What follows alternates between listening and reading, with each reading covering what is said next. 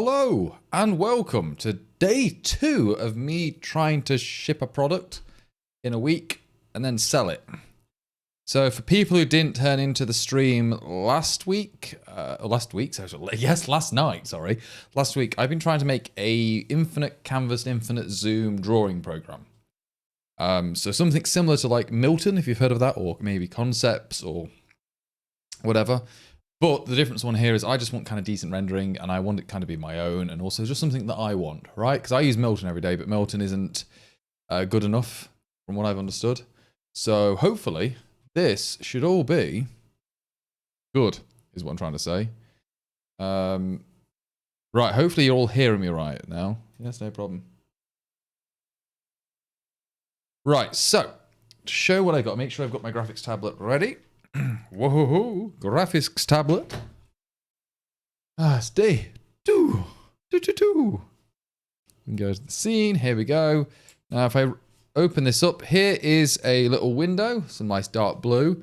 And for people who don't see this before, I can show you this and go ready and go. Hello, world. But nah. That's not the right word we have to write, obviously, as we all should know by now. It should say, hello. Now, the rendering at the moment isn't so good. So there's 2 problems I've actually got here. And the first one I want to actually solve, but I'm going to have to ask for help from you guys, because I think I thought I was doing it correct, but something's gone wrong. Maybe I'm doing something wrong and I don't know. Or the second one is how do I put this? And yeah, the other one is going to be the interpolation of the points. So yeah, hopefully that makes sense. So we've got this thing here, and the thing is, I also added some zoom earlier, and you can tell it's not the best interpolation in the world. It's a bit rough. So what I was doing is not great. So I was starting work on drawing the splines using Catmull, or it's not on this lane here. Drawing the stroke and doing like a Catmull spline interpolation. Kind of cheating, but it's not the best thing in the world. One problem I've got here is like the interpolation between the, what's it called? The radiuses, the radii. It's not always going to be the nicest in the world what I'm doing here. You have to figure out which one you're doing. For the most part, it's doing its job. It's going to get really slow. So just to prove how slow this already is, because I'm re-rendering and drawing the vertices every single frame, let's do so many strokes. Like just literally get loads on the screen like this. Yeah. And I'm regenerating all of these vertices every single frame at the moment, which is not efficient. And now eventually, there should be a point where I'm seeing a delay. And I'm not seeing a delay yet. Oh, wait. No, there's still no delay. I think I got to a point when I was testing it earlier where there was a delay.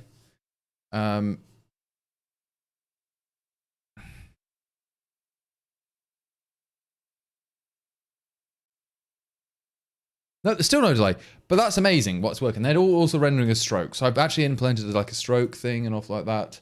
So hopefully that makes sense. What library API use for graphics? Well, we're using OpenGL. Just to use the phrase nowadays, I'm going full on raw dogging WGL and also OpenGL and all that lot, and going completely. I'm not even using any frameworks. I'm using completely just the Win32 API. Yeah, raw dogging Win32. Oh yeah. Yeah, so we're doing that. I'm still rocking Sublime. I've been using it for years. People, I don't get this, right? Why are people surprised I'm still using Sublime? Seriously, I want an honest question about this. Because to me, I've tried Visual Studio Code. I can see the delay when I'm typing. Not like just feel it, I can see it. There's an actual like prominent delay in the text editing experience. Yeah? So, and then like, what other text editors are there that of this ilk? There's none. So I'm really kind of surprised people put up with crap. Well, I'm actually not surprised. I understand it. But yeah. And I'm not saying that Sublime Text is great. It's still got some of the same bugs it has for years, but you get used to it. But yeah, sorry. The problems I've got today are... I'm going to try and see if I can cache the... Okay, so there's two things here. I want to figure out first anti-aliasing the screen. So the problem I've got is that the window that I've generated doesn't seem to be doing like multi-sampling, which it should do. Like maybe I'm doing this wrong, but like that does not look multi-sampled to me. You probably don't see it on the stream, but just to make it big, maybe, I don't know. I don't think the size is going to make a difference, but like that is, oh God, I can see the pixels. There's no like sampling. So like,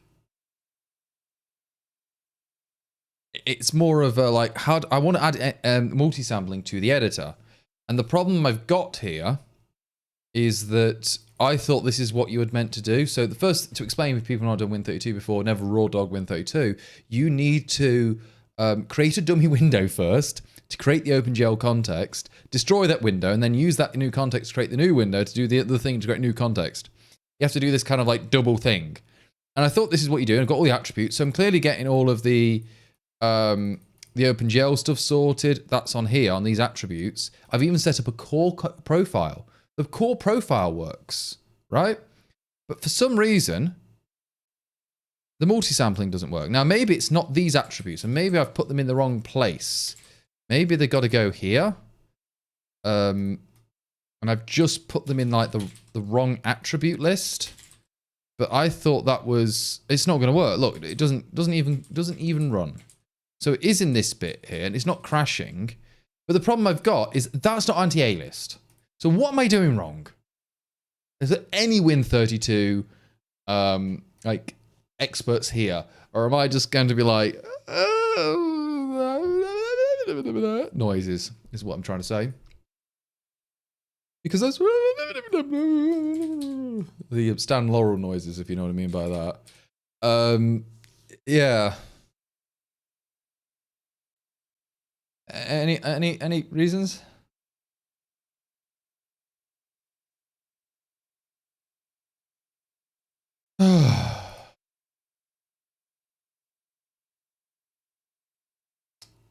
Yeah, this is the problem. The answers on the internet aren't helping me because I'm doing what they say and it doesn't work.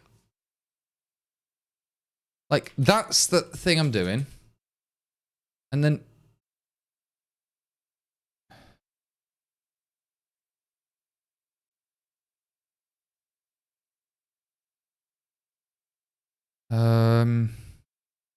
like, I'm doing those attributes and it's not, and then I choose pixel format.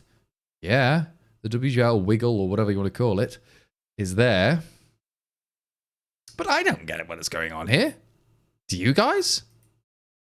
Sorry, I'm just gonna check my phone for a second. I'm not showing that on the screen, obviously. You don't want to do that.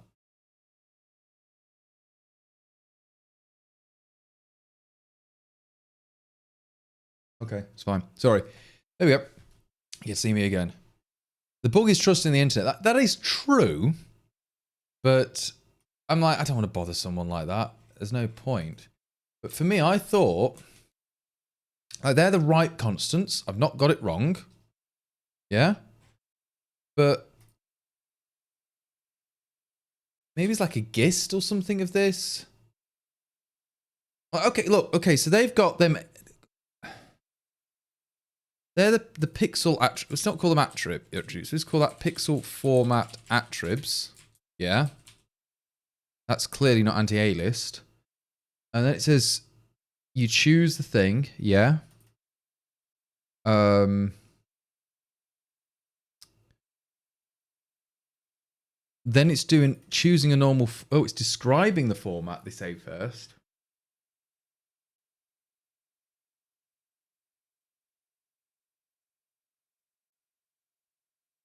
This one is I'm setting it all, and I probably don't need to set it. Like if I just set that to nil. Oh no.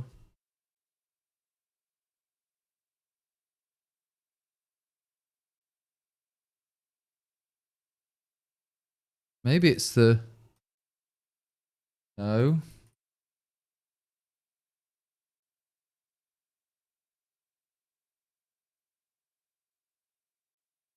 Maybe I've got the wrong format, is what I'm trying to say. Yeah, I had the wrong format. That was all it was. I don't need any of this bit of code. So if I now do this... Yeah, that's now anti-aliased. Oh, that's so much nicer to look at. Look. And... No, that's not it. There's no undo either. But, yeah. Okay, that's working. Undo, redo, I could quite easily do, actually, without even needing, like, a save system. Because the way I would do the undo, redo system...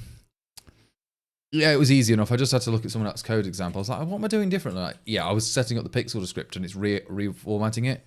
So now that is anti-aliased. That's lovely. So I can always just do anti-aliased.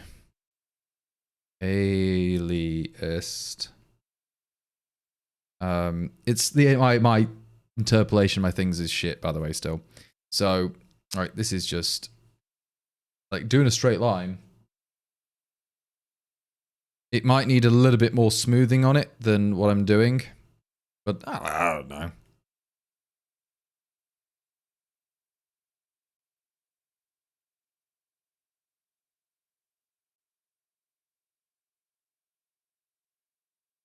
Okay. So by the way, also we got this, well, I say I had moving. It moves with the mouse, but I can't get it working yet with the thing, this pen. So what happens is that the delta doesn't get calculated correctly. Look at that. Ugh. So I just want the delta on the pen, right? Oh, I've hit a nail. Ugh. Brother, brother, that's gone wrong. No. Ugh.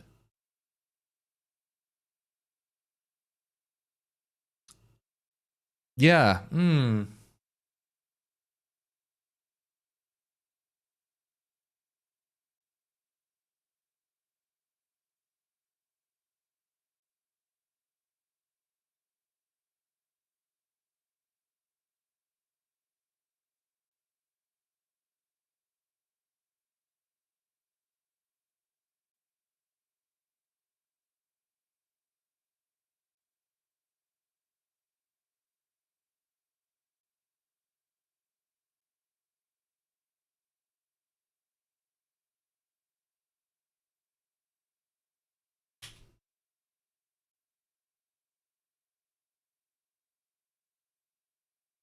Oops.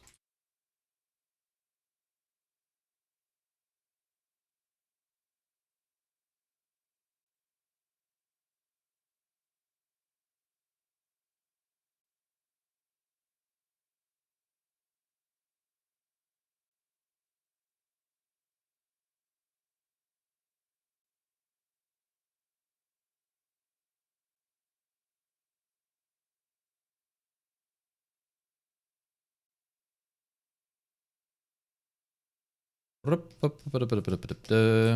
then I've got to figure out how to do the dragging and the zooming. So the zooming here at the moment is zooming over here rather than zooming, like I would say, at the center of the canvas, which is what you'd kind of want. Or where. So it's figuring out where to do the zoom position. So I need to figure out the new canvas, the camera control, right? So it's where things get a little bit fun. You know what I mean?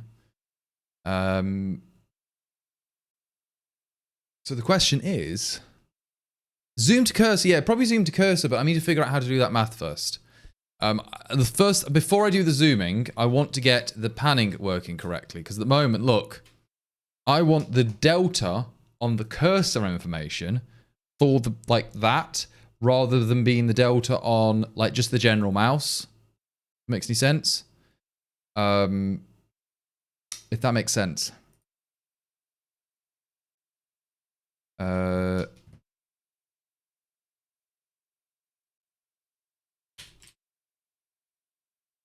So if we go back to Windows,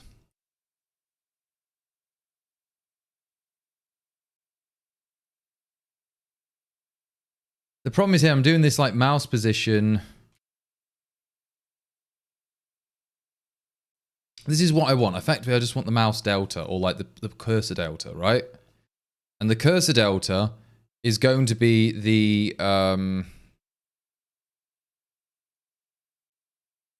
annoying, because this is kind of like, oh, is it in well, it doesn't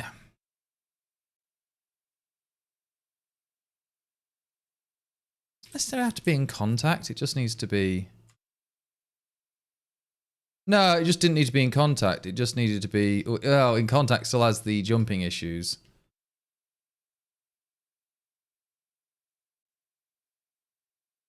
Like this, because I don't. Yeah, so the problem is if it jumps.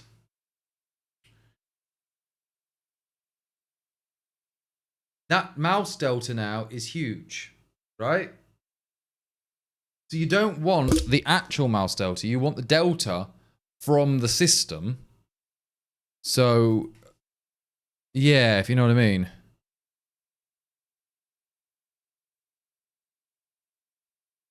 Yeah, I'll add a position for the cursor. That's not actually a difficult problem. I'll just do that right now. So, so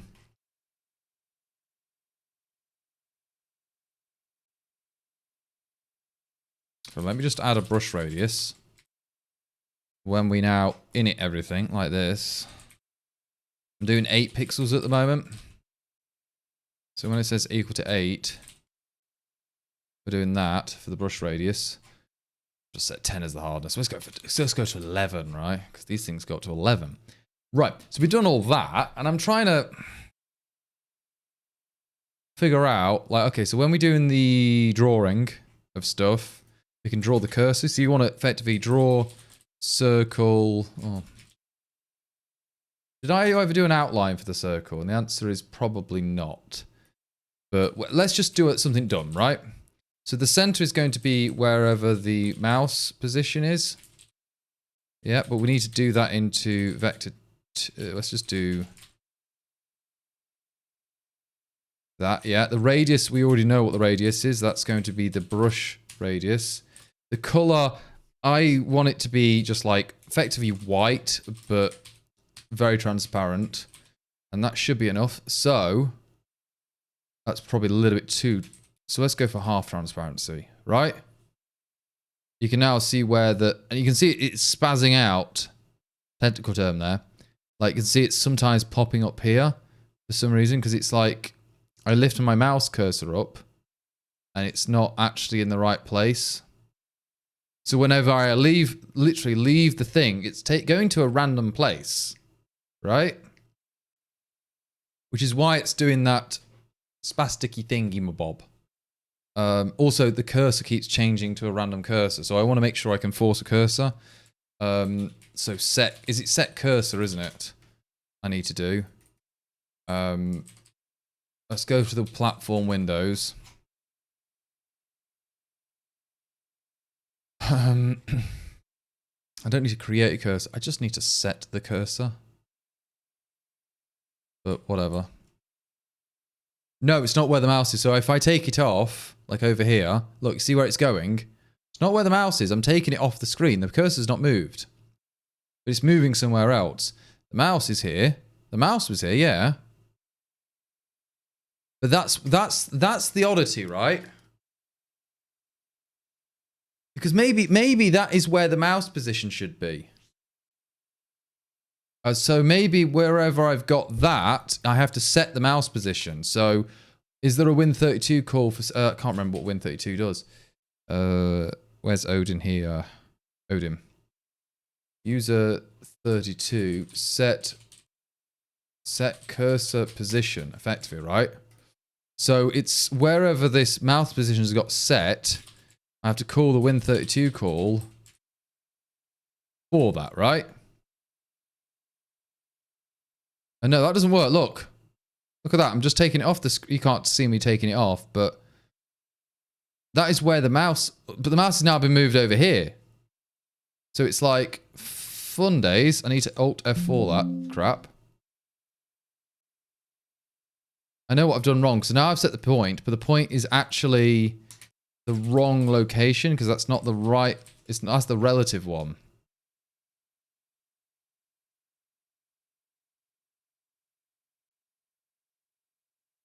Okay, that's better. So whatever the cursor position is being set, I need to set that as the mouse position. Okay, that now does it. So if I now do this, interestingly, the dragging works, but now that the nib position isn't correct anymore. Oh, because it's in world space. So I need to change that thing to be the where are we? Not in draw, in main. We were doing the update. We're doing this here, and this is going to be the mouse position. So to world space of that, and now it's in the right position, right?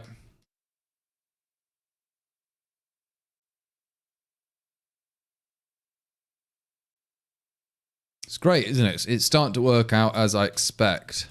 Now you can see the rendering isn't that good. So if I try and zoom in here, right? You can notice how like that is really just dodgy rendering. That's not that smooth. And it's not doing enough interpolation in the points, in my opinion. So the question is maybe cat spline is not good. And I need something better. So the question there, though, is what do we do? Right? We need to be better than Milton, obviously, because that's the whole goal. But we've done this in about 2 days. I'm pretty impressed already what I've got in, like, well, technically a day, if you want to class that as day, like 1 or 0 or whatever. Right? So this is already rendering, but it's none of it's being cached. So there is a few things I need to figure out. One of them is going to be the bounding box, axis aligned bounding box for that stroke. So when a stroke is now complete, yeah, I need to figure out the bounding box.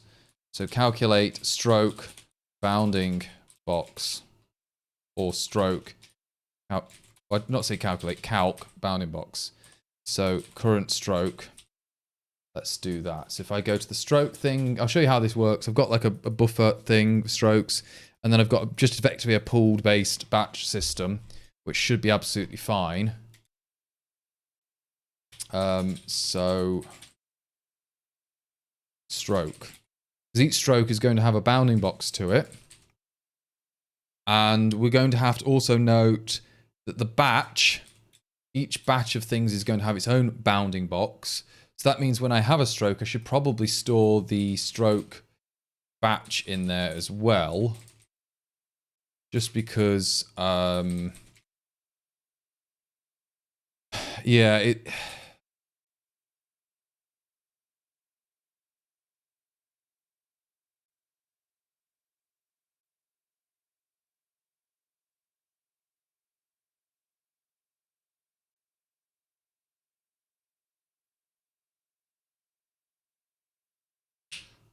No, okay, so I know what I need to do now. So I was doing it the dumb way, and I shouldn't be doing it the dumb way. I should have a scratch stroke, and then I can push that across. So when I do copy the stroke, everything gets copied correctly.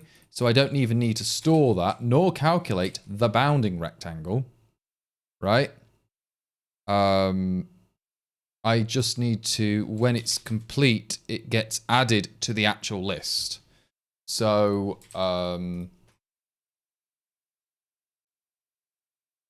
yeah, that makes sense. And I don't need the complete flag anymore, so that doesn't get set anymore. Yeah, so that's one thing. And I'm going to have to go to the context, and then we can change that current stroke from a pointer to this.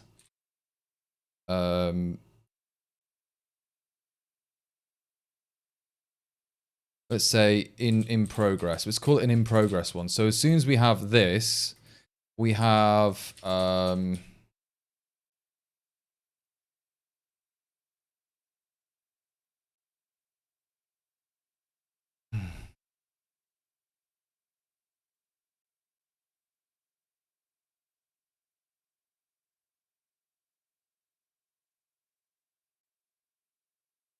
points. That equals 0, then we're going to add it there. That's fine. Yep.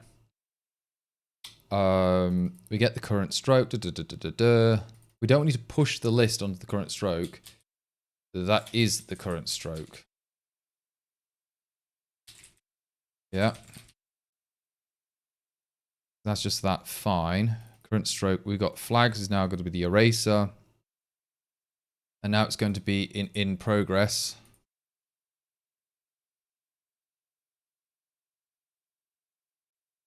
In progress. That's fine. We could probably put in progress as the 0th bit. That's not a problem. We're adding all the points to it. So we could also just draw this stroke as we're doing it. Context, current stroke. When it gets added, we can just reset this one. So the only thing in there is that dynamic array. So we just say points like that.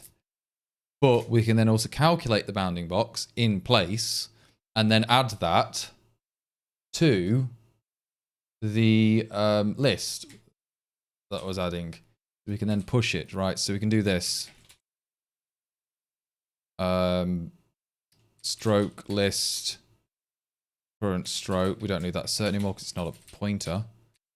And then we get a pointer to that, but we never need it. I'm just going to do that. Let's just do that. Whoa, look at that. Wow.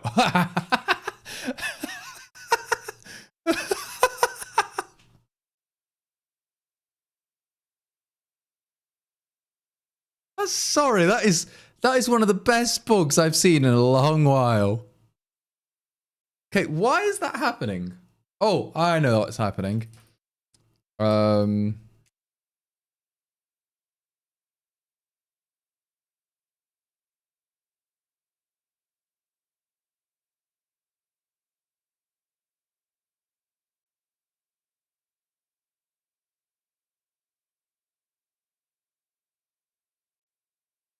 Okay, so the problem here is I'm not actually copying the points across for when I do the thing, when I push it, right? So the problem with that is that I need to effectively clone it. So like this, right? I'll do that. So the points is going to be a virtual make effectively. And it's not a dynamic make, I think, but it's a. So the problem I've got here is the stroke I'm trying to push is going to be a dynamic array, but that one doesn't need to be dynamic. It just needs to be allocated from that arena. So then the thing is there. We just need to clone that array effectively, right? I just need to make a clone of it. So points. Let's just reset that. Just reset it all entirely. I'm going to resize those points to be the same as the different points. And then I'm going to copy those points across, right? This is just, I'm not using the arena. I'm not the best thing. So now it works as I expect. Like the first thing, as soon as I let go, it's now added to the thing effectively, right? And to prove that, we can just say this on push. We could do a print here, procedure. I haven't imported font, so let's just do this as just as a test, right? I do this. Look, it's done a push, push, push, push, push. That's what I need to do. So effectively, you take that and you're trying to copy the points. So you're now adding them to what you need it to do. But what I need to do here is effectively take the allocator of the list. But the problem is this is now a leak if we were ever going to remove it, right? So I'm just thinking, I'm going to leave it just like that for the time being, yeah? Just for the time being.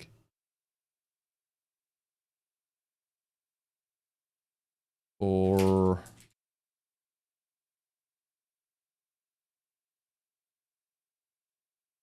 Okay, so now I need to figure out better interpolation models and zooms and everything like this. This is not shippable because you can't save it, you can't undo, you can't change the colors, you can't change the brush size. It's all useless, man. I'm not shipping it yet. I'm doing a Catmull spline, which is not really any more computational than really like a Bezier. But the problem with the point of a Catmull spline is it still adheres to those points. Bezier is like you got control points and they're not on it, which is why I was thinking this. The problem I've got though with this Catmull spline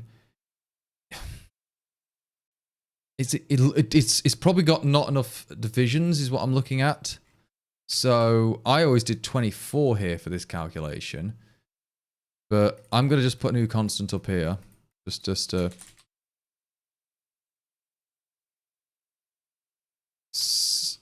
segment divisions. Oh, that's is that right? Is that the right how you spell? Yeah, it's segment divisions. That's how you spell it. And let's just literally let's up it to 36. It might be a little bit too much. And if then I'll zoom in whilst move. Yeah, what's interesting is when I do the zoom, it's now based on the zoom, not on the scale. So the dragging amount here, it's not basing itself based on the previous camera zoom, which is this is not basing itself on the camera zoom here. So camera, context, camera, zoom. So if I now zoom in, no, it needs to be 1.0 divided. Now clearly I shouldn't be doing what I'm doing for the zoom, but at least it's now doing it correctly. But now this camera zoom, it shouldn't be a plus. We should be just multiplying it, right? We should be multiplying it by an exponential. So that's one way of doing the scroll. So let's call that zoom factor. Like that. And it's going to be math.exponential and put a negative in there. So we have like negative 0.1. And then if I now zoom in, oh, that's gone the negative sign there as well.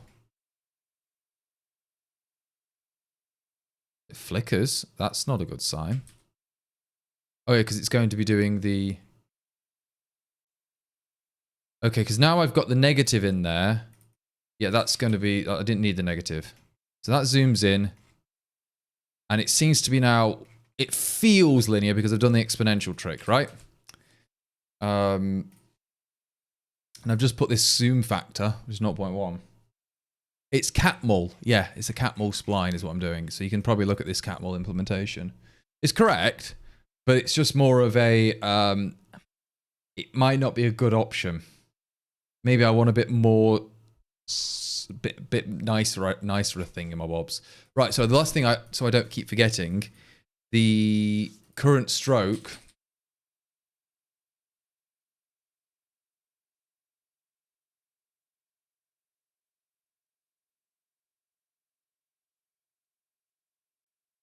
let's push that down. I need to calculate the bounding box, so like this, yeah? Hello, welcome. So we're calculating the bounding box. Apparently there's something wrong with my stream's unstable. Ugh, not good. Average stream bitrate too high. Oh, okay, whatever. So I now need to figure out the bounding box of each of the points, effectively, right? So we can create a union. So we call this rect, and I call it rect empty. And then I can just do...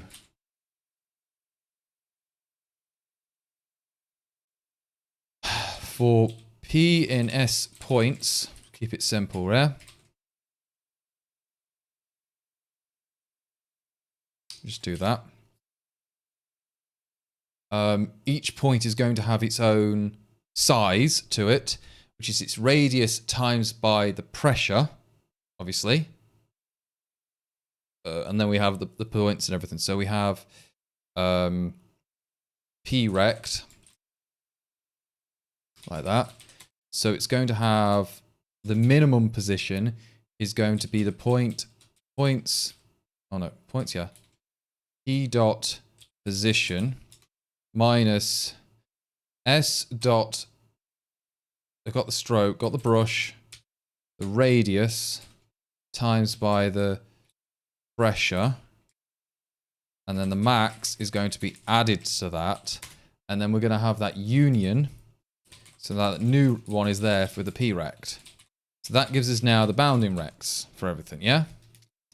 And to prove what I mean by the bounding rects, every time we draw a stroke, yeah, I'm going to put this round with a bounding rect. So I'm going to draw direct outline. I have now got the bounding rect. The problem is, yeah, that's going to be fine. But it's going to be, that's the min position. Yeah. And now I need the size, which is going to be, I've got two different types of rects in this system. The thickness of that, let's just do like, say, 3. And then we're going to do a color of, so that's thickness. And then the color is going to be like, just say bright red for the time being, yeah? Thickness equals 3. See?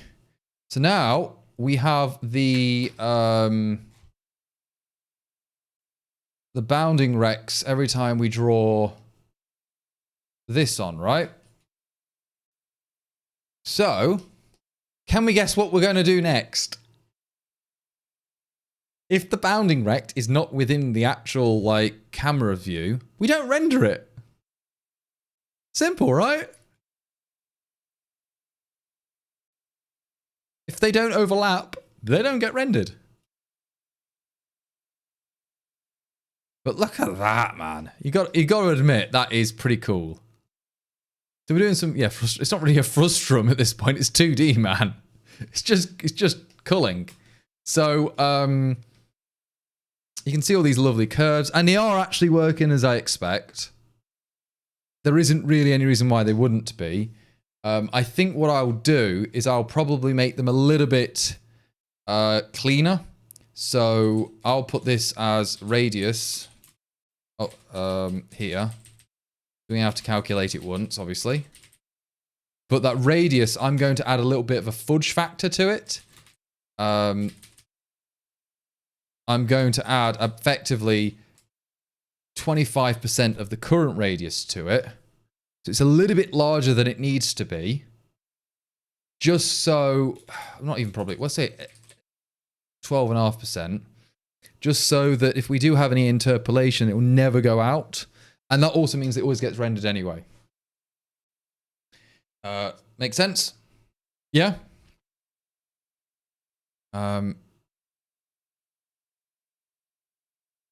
Yes, so I'm doing the bounding box per stroke at the moment, and there is one on the batch size as well, the entire batch.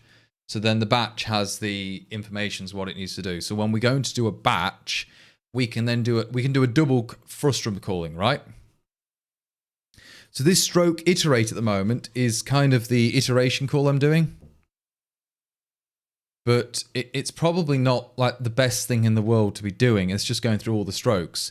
I probably need to do the manual loop here, which is probably going to look awful, but that is the better way of doing things because it's part of a batch. And if that batch isn't in that, like, if it doesn't overlap, so we need to figure out rect overlaps, AB rect bool, require results. God, what's the equation for doing overlaps? That's a good question. It shouldn't be difficult at all, right? It should be.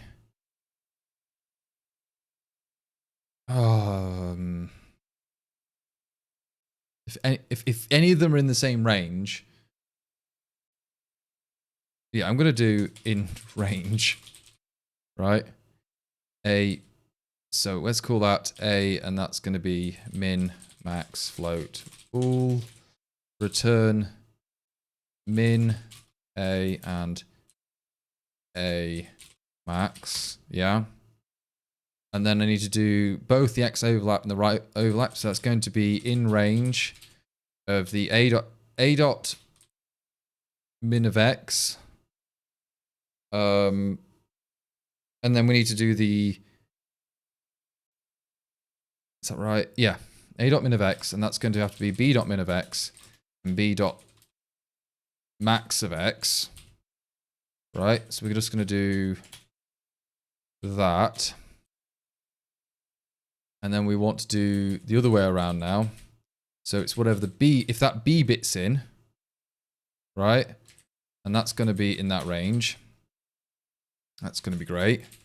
And if that's also there, so we're just going to have to do the same thing, but this time it's just the Y's we're going to have to deal with.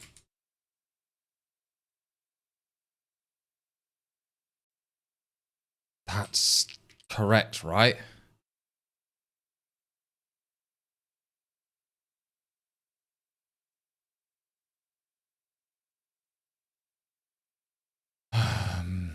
Okay. And, ooh.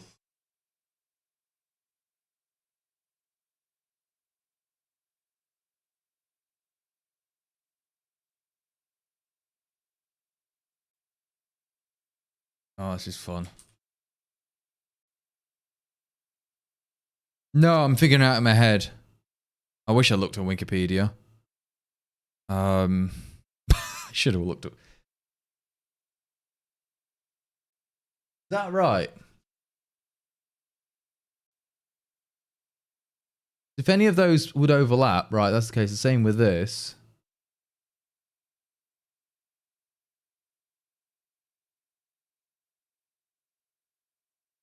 You know what? Let's just do... You know what? I don't like that code.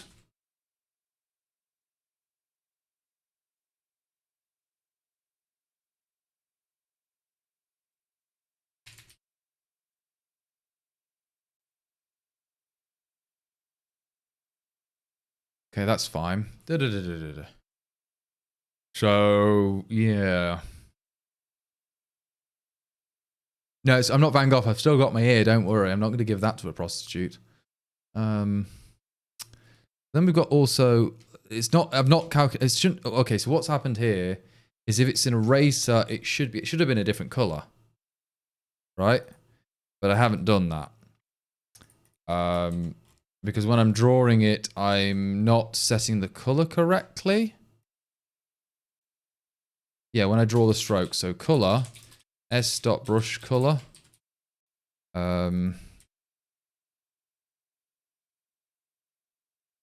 Like that. And if flags, it's an eraser in that, then the context is going to be the clear color equals whatever that color is, yeah? So, look, you can now see there's an eraser going on. Yeah? What's interesting to me is that, oh yeah, so the problem is the bounding boxes have been rendered. They're just there for debug purposes, obviously. I'm not Dutch, I'm English? I think the accent would have gave it away, but maybe, I don't know.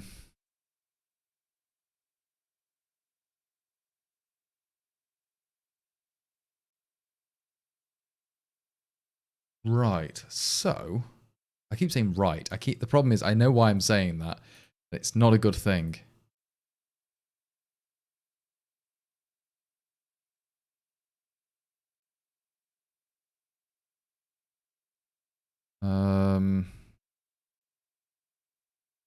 No, okay, so that's fine, right? We've got this drawing program coming along. But now I need to figure out the bounding box for the world. Which is going to be the screen space, and we have to do the inverse. So we have to...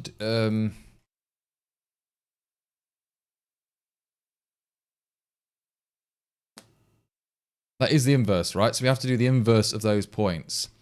So we're going to just do... screen. Let's call this window rect. World space.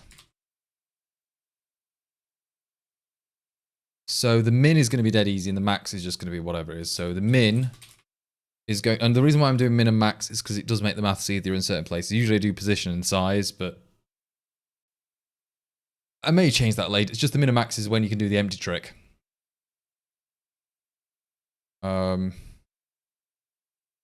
Right. Yo then. So we got this. So we're going to have 0, 0, obviously, to world space.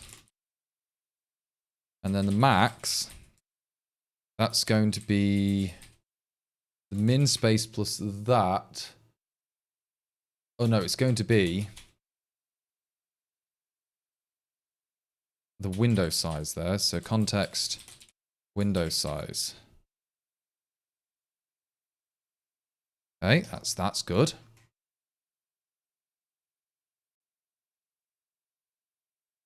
I'm now going to draw this full-on outline at the end. I'm going to draw that in. Let's go for magenta. We shouldn't be able to see it. But to prove that I can see it, I'm going to add it on by like 6. And then subtract by 6. And you can see it's there now. So, well, that should be by 12 then, wouldn't it? Yeah, so we can see that there is an outline.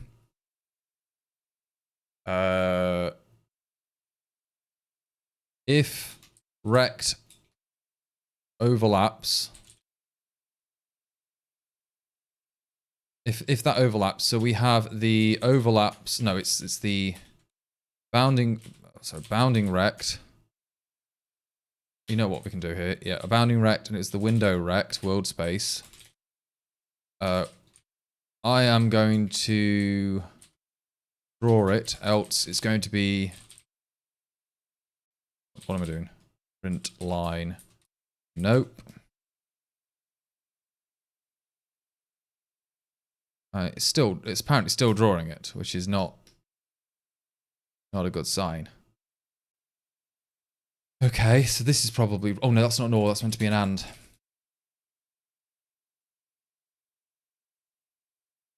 Now it's a nope. Yeah, so as soon as it gets it, yeah. So what happened there is it's only going to render now stuff in that rect. Look, ready? Nope. Okay, so that is working wonderfully, actually. So that is the case. But this iterator is actually a bad design for what I want to do, because I want to do it based on the batches as well as the individual things. So that makes it a little bit more efficient for the culling. Right? So if I just do what this thing does here, if I go for batch context stroke list root, so we've got the root batch. The batch doesn't equal nil, and the batch equals the batch.next. I also want to check the stroke index, and that's going to be equal to 0. And I also want that to be the stroke index is less than. There we go. It's just the most weirdest, longest C-style for loop, or I've been seeing on Twitter recently, boomer loops. Yeah, so that is what they call it nowadays. But this now gives me the batch. So then it means for... I probably don't need this check here, do I? But I do need the... No, I don't need this one. I'll do it later. So for each of that, so it's going to be the S in batch.strokes, time being, stroke index plus equals 1. If stroke index is greater than or equal to the stroke list count, then I'm going to break out of that, and then it will break out again, so I don't have to do it that way. I now have the stroke, and I can just do that culling. I didn't need the iterator because it wasn't that necessarily that useful for me.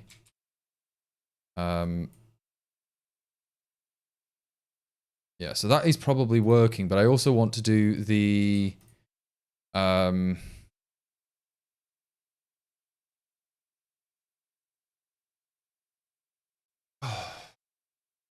so one thing I've just realized on here is this batch count. The batch doesn't actually have a count of how many strokes it's been used. So this is going to be stroke count. And that's technically the total one. So this is the stroke count. When we push to it, it should be...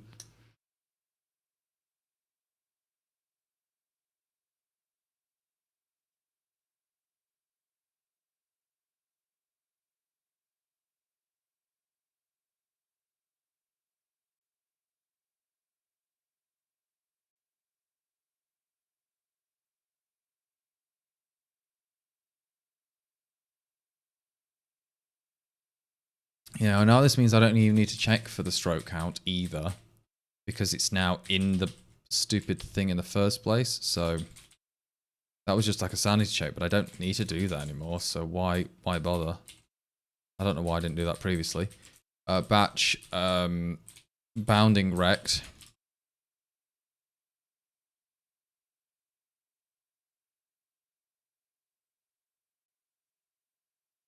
So I'll just, what I can do here is or continue. And again with this, window rect or continue. So it's just going to be, yeah, it's going to do different batch sizes. So to make sure the batches are really like tiny, for the time being, I'm going to say the batch sizes are like 2. Yeah. And I'm not going to just do this or continue. I'm going to just do the full on.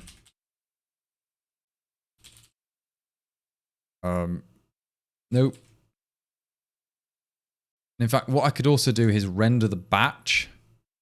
So we don't just have to draw this outline. We could draw the batch outline, right?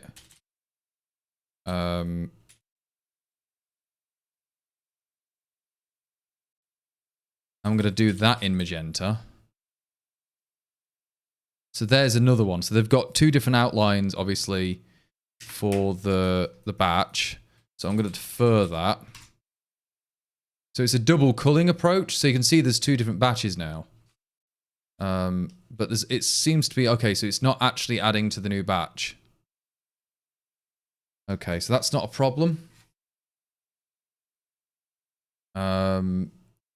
Batch index doesn't equal 0. The problem is I've got the wrong batch.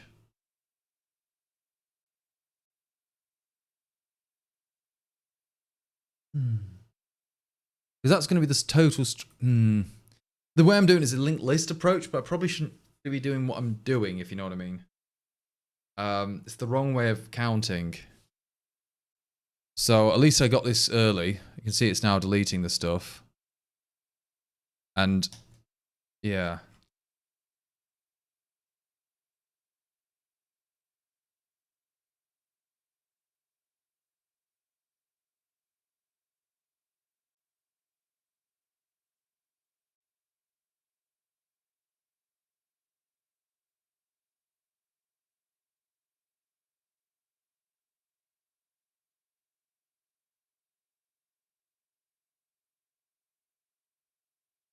Okay, this is probably the bad logic with the push, right?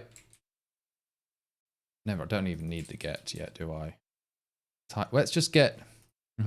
Let's move these here. This was just me thinking in the future, and I never even wrote it yet. So let's just do that, and then batch.stroke count equals 0.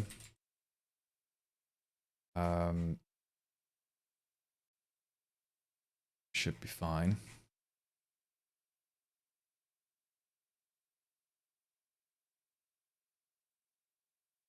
So for the batch dot stroke count, in fact, I don't even need any of that nonsense, do I? I already know what that is. I can do that. And then the total list count can be done there as well. Yeah, that's perfect.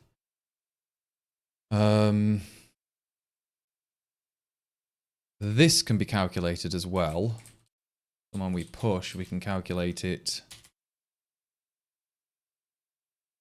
like that. Okay, that's fine. I'm thinking this through.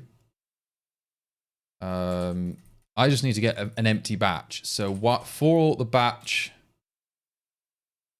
Let's just go forever, right? Let's just keep this thing. So if batch dot stroke count is less than the batch dot strokes we have in there, then we just break.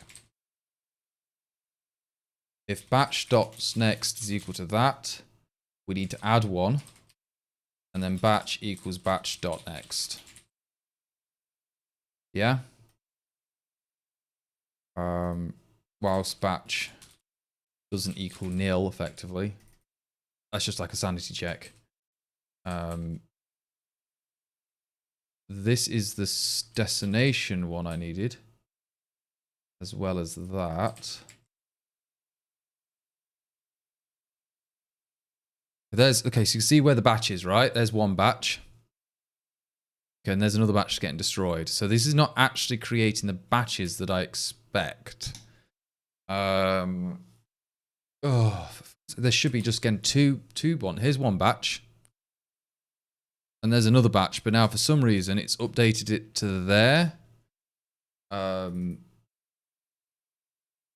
should call this the total stroke count.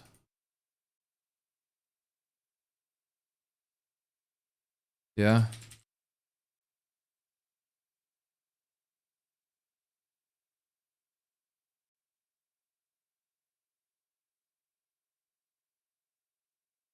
And this is total stroke count. This iterator is useless to me actually at the moment, but I'll clean it up.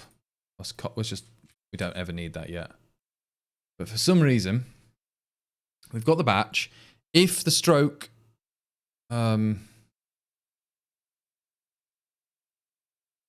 if it's full, that's what I'm trying to say. If that's full, then, or yeah, if it's that. Yeah, that's bizarre. We should create a brand new stroke from the arena. Yeah, that's correct. And then get a bounding box is set to be empty for this new one. It should be brand new and zeroed and everything. That's fine, yeah. Now, this batch, we can then break out of it because there should be enough in there.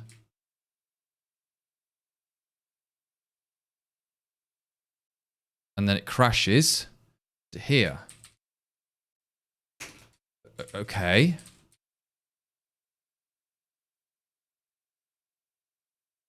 Okay, so if this was empty, clearly it was the case.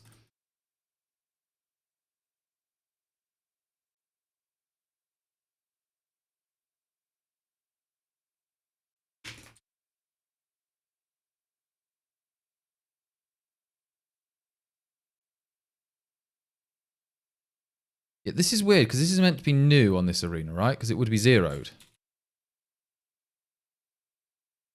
Oh,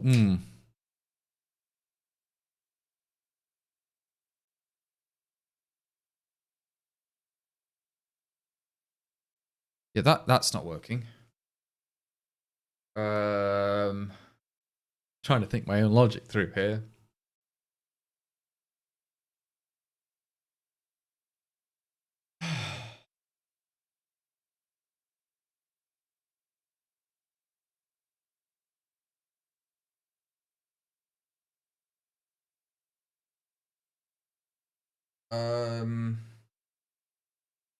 Why is that not working?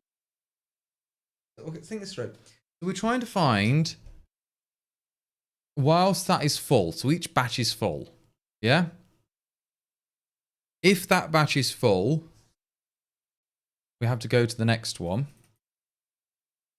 and then remove it.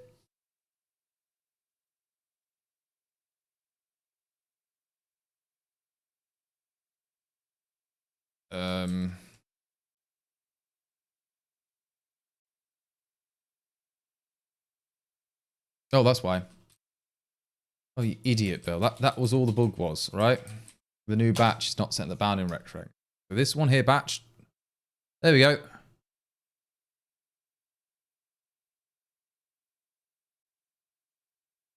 And just to prove that they are popping out, what I'm going to do here is this is going to be added like 10. That's going to be subtracted by 20, sorry. Then you can see when it starts to pop out well before. There you go. See, it pops out. In fact, what I could do here. Yeah, that's fine. So we can do add 10 minus 20. And in fact, let's just do this be like, I don't know, 32, 64. We want to draw that outline of this world rect. And I didn't want a magenta. Let's do green this time, right? So we've got this thing here. This is okay. So 64 was too much. So we only wanted 32 there, apparently. Okay. So that's it. So if I do this little batch and that little batch, that little batch and that little batch, you can see that as soon as that look, that thing pops out, yeah, and then that one does, and then that thing does. That goes, and that goes, and that goes, and then that goes. There we go. Look at that. We have some fucking batch culling going on. This is great. Actual batch culling. And I did it with like each batch only has 2 in it. I think really in practice we should probably have like a lot more than just 2 in a batch. But this is now I've got no going on.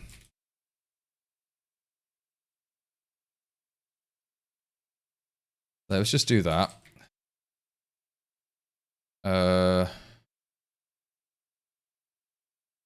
What I can do here is called draw bounding rect, right?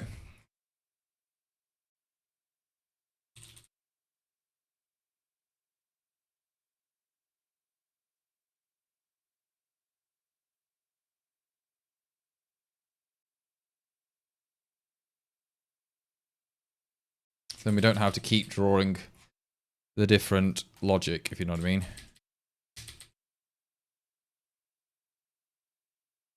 Like that.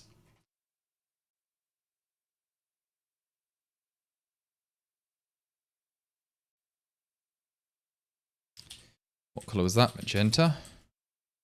And then the other one was this one here.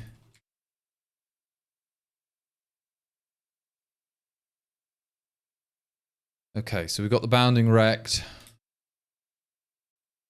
See what I mean? As soon as it goes outside that particular area, it disappears. That's good. So what if you draw one line across on the left and one on the right? Well, no problem. What do you mean? Like that? Well, the bounding rect's huge.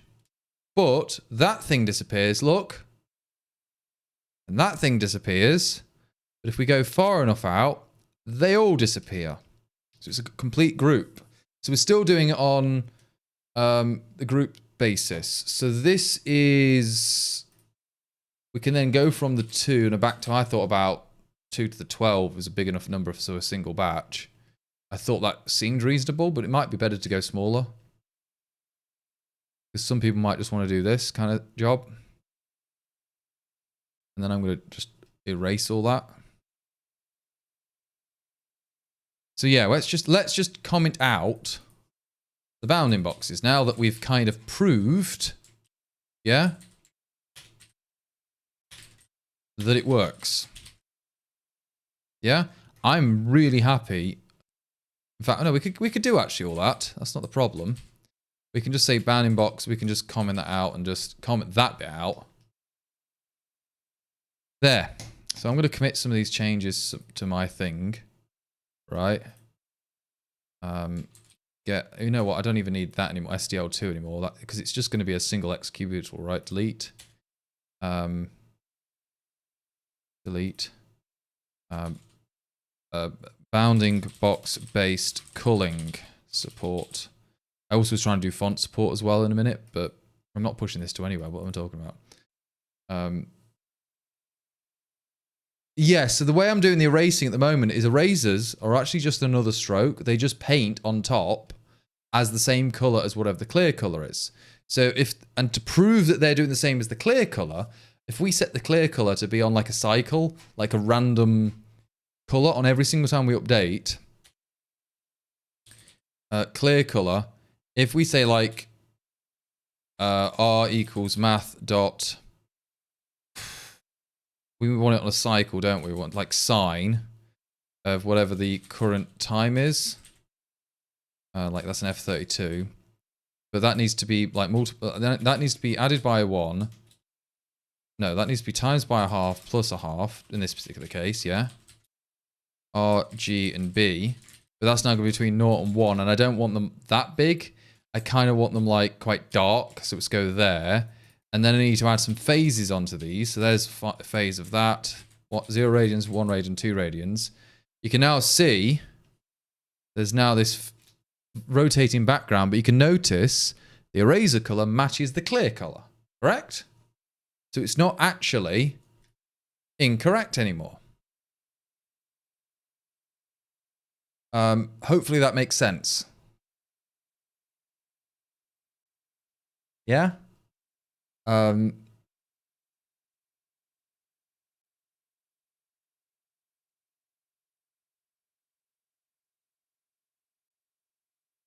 So that's kind of like, this is clearly just a test here.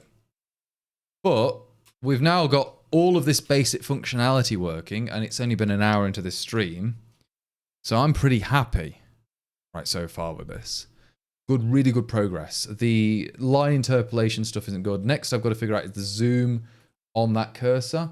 So the way I've set up the camera, it was, to be honest with you, I kind of copied ish what like Rayliv does, which is not necessarily the best option in the world. Because if you look at how, I know how it generates this. So it's the origin, scale, rotation, translation. The origin is applied after you've done all of that. So when I do the,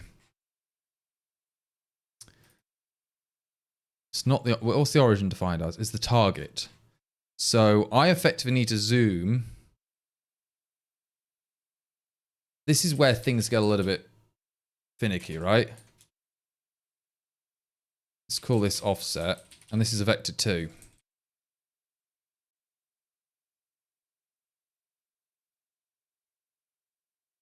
Yeah?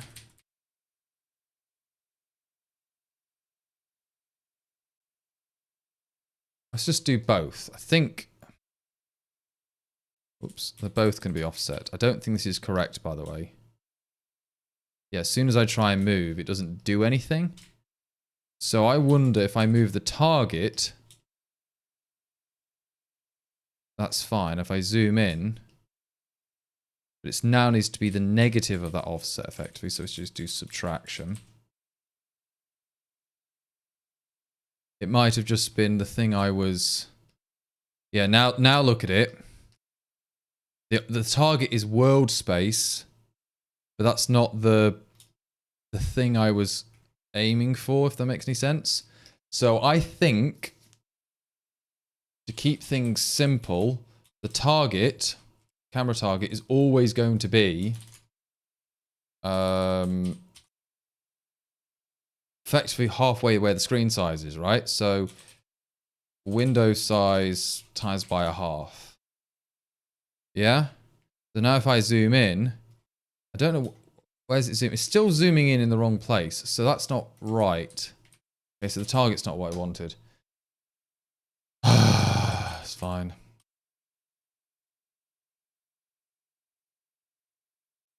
Oh. I'm just trying to think how I meant to do the logic.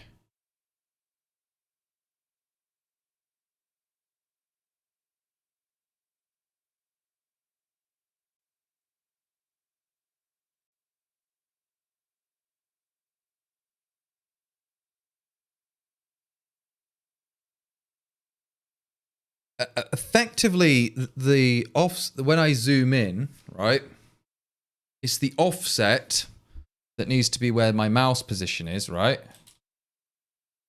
But that needs to be now in world space. So to world space of mouse pos, which is not. I forgot the now get imported. No.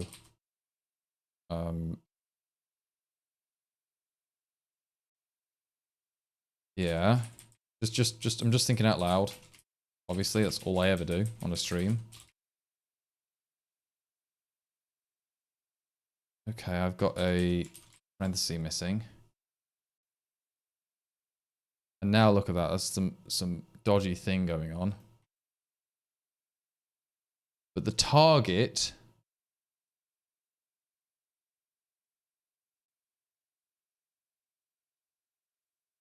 The target needs to be.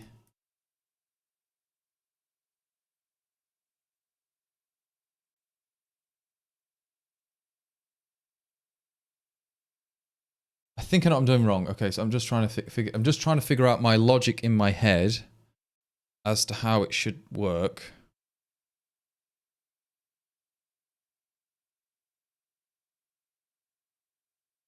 No, okay, so I've done this wrong. So that should be the target. So let's just do the mouse position.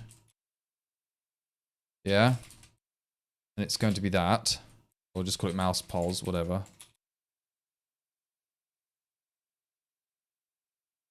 Yeah. That's the target. And then the offset is going to be wherever the mouse position is. Yeah? That's not... No, that's for when I'm doing zoom. So this is when I'm doing the zoom. So I'm just doing the wrong calculation. But it does make sense what I'm thinking of, right? So we've got to do that for the zoom factor. Screw the pacing. Ooh. See what happens here. It's just kind of going janky now. Because I think the problem is I'm calculating the world position before I've updated it. So this will be the mouse pos world space. Yeah.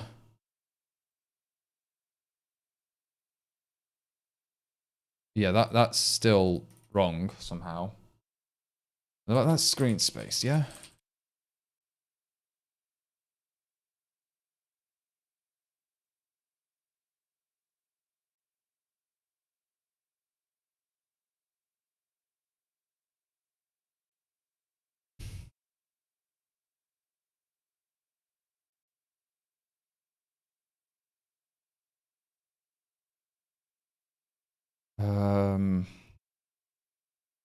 Okay.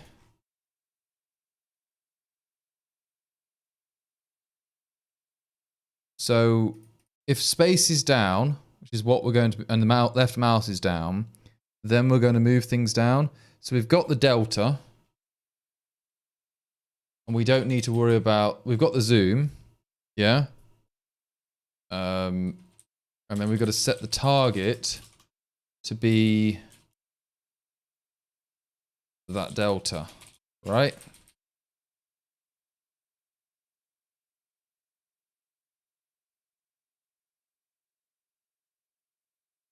Context camera target.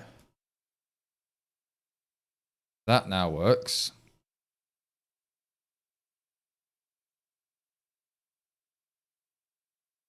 And then if I now zoom in, oops. It's not zooming in where my cursor is. It's kind of just going all over the place. Because I don't think I'm calculating the to world space correctly, right?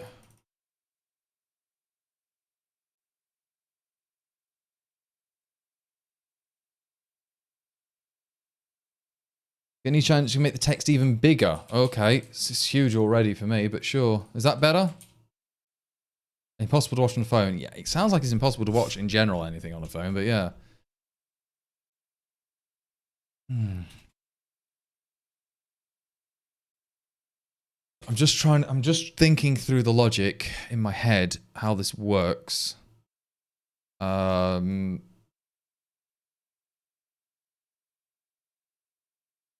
Sorry, it's hard to figure it out You think you're seeing me go looking to the left, obviously, like it's over here in my mind.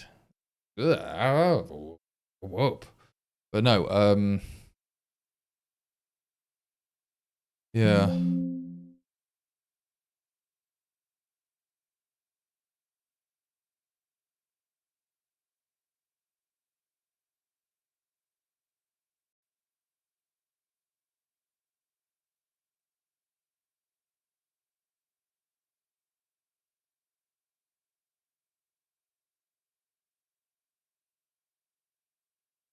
This is correct logic, right? To world space. We take in the position in the world space, taking the camera logic, and then doing it that way, right? Whoops. What the fuck off? I didn't do that.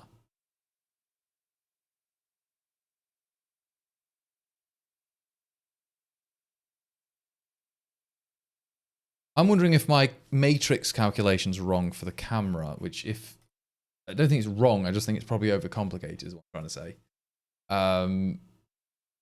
So maybe it's not, because I've got the projection stuff here, which I don't need. I don't think. Like, I don't think I need a projection matrix here. Because what's it doing otherwise?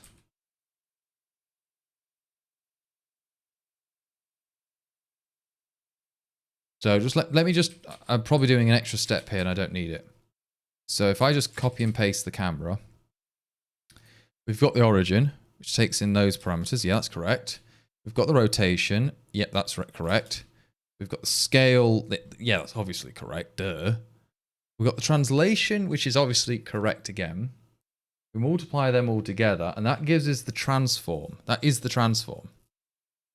Yeah? And then we take this. We don't need to scale it. We don't even need to invert it. We can just get the inverse of that view. It should be the correct answer now. As soon as I zoom in. No, it's not. This is... That shouldn't make any difference in the world, is what I'm trying to say. Like, it's not zooming in the right place. Yeah?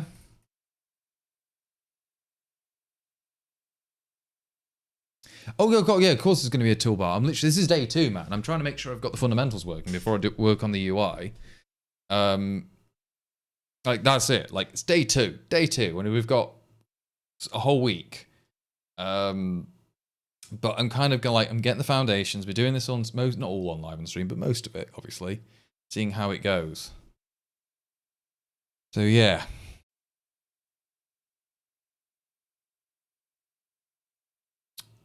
Ooh.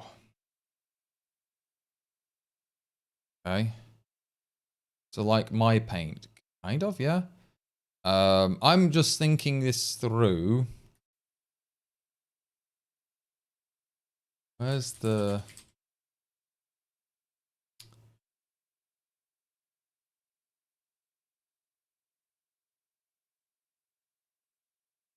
That's enough, right? That is the right matrix. That's the thing. This is meant to be... You got to put a 1 in there because it's homogeneous. If you don't do the 1, it's now... Doesn't work, obviously.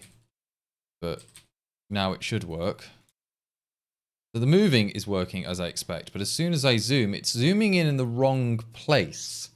But I thought my logic is correct for zooming, right? That's what I thought. Yeah. Oh.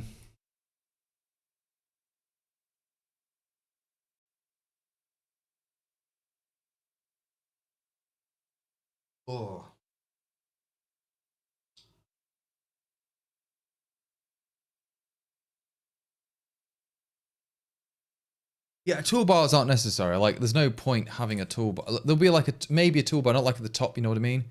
Just like a... There'll be a way of changing the color, right? And that can be pushed in and out. So...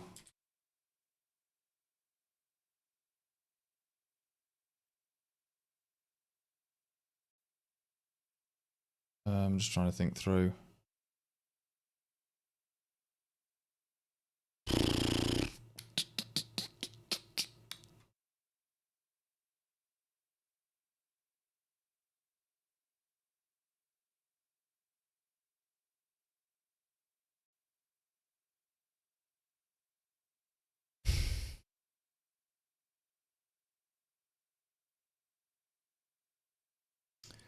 Just trying to think the logic, because that isn't...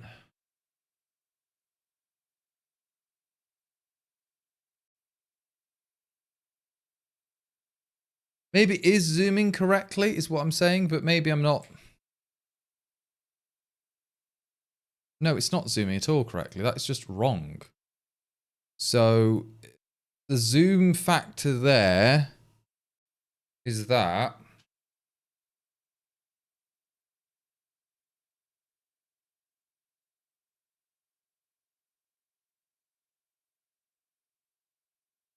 So, okay, so let me think this through. So we've got the mouse position. This is the scroll wheel.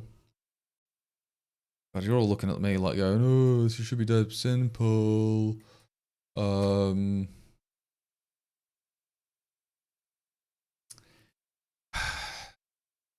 So the move stuff here is probably that needs to be done before the scroll, I guess?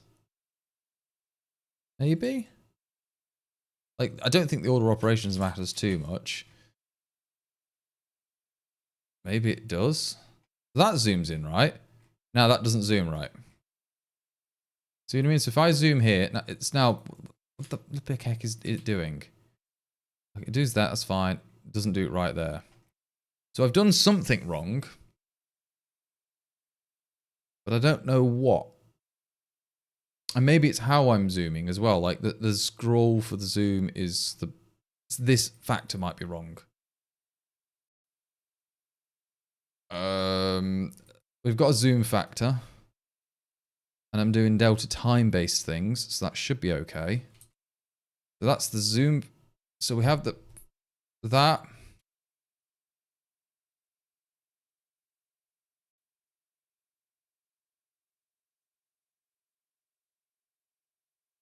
That should be the correct logic.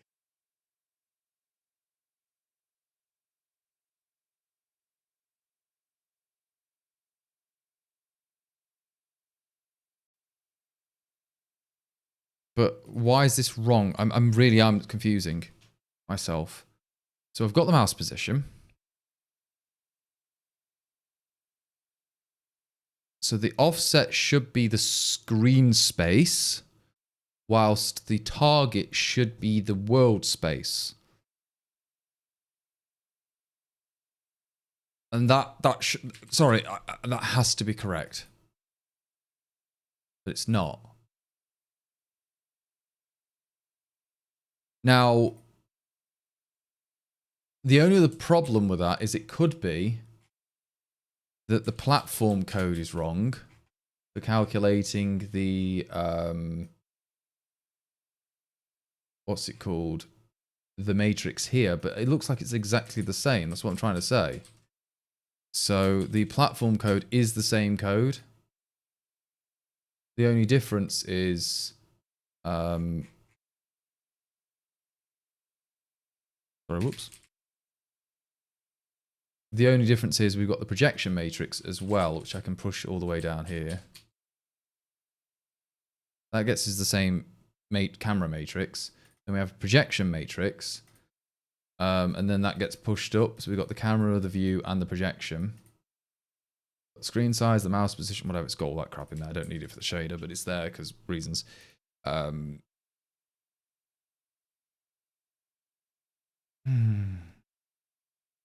No, it will break. If I swap the two around, it's going to break. But I'll do it anyway, just to.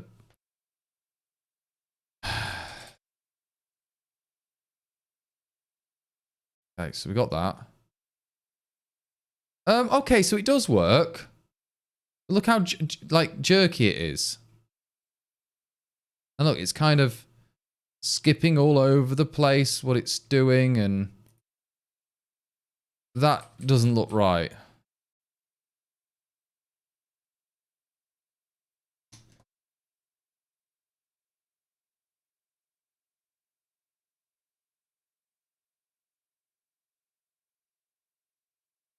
let's just change the zoom factor calculation, because this is technically the correct way. But that's, let's say you got the zoom factor there, yeah?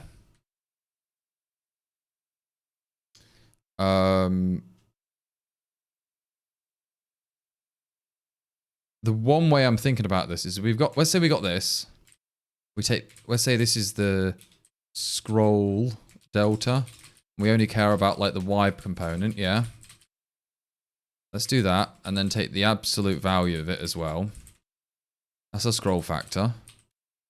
I'm then going to add 1 to it, yeah?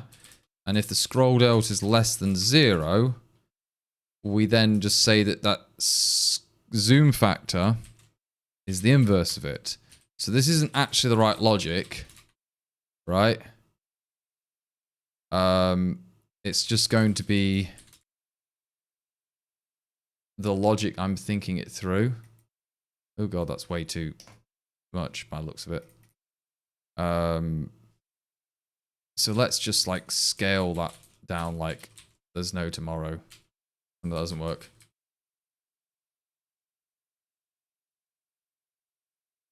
Yeah, that works. But not for the, not where it zooms, but the, see, I don't think what I wrote was actually bad to begin with. I just think I'm doing something wrong, and I don't know what I'm doing. Oh.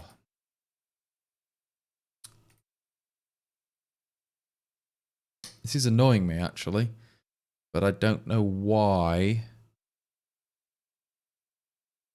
Because, like, okay, so just to prove that... let's run that again. That and that, if I now move, that's fine. If I zoom in a bit, look, it moves perfectly. So this, I've got the move working, right? But the zooming amount doesn't work. Like, that is just annoying. I don't drink tea, so unfortunately, yeah, I know I'm weird. Yeah, I don't think the order operations is the problem here, in my opinion. Like, I'm doing the movement, and that's correct. That is completely correct. And then I'm doing the scrolling factor here.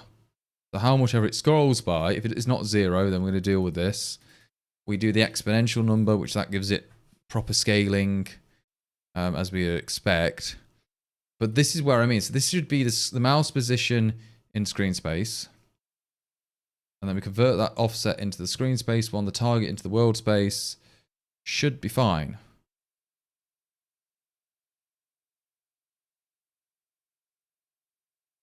Right? Right?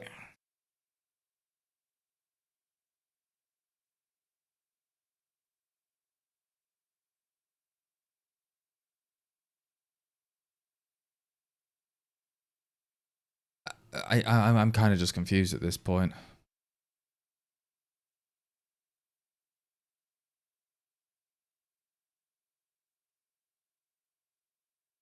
No, but you're calculating the offset based on the previous zoom of the world and not the resulting one? I mean, yes, but like doesn't matter. It doesn't need to, so you're just multiplying the coordinates and you don't need to take into case the screen space. Like, the screen doesn't need to be taken into account on that, right? It doesn't.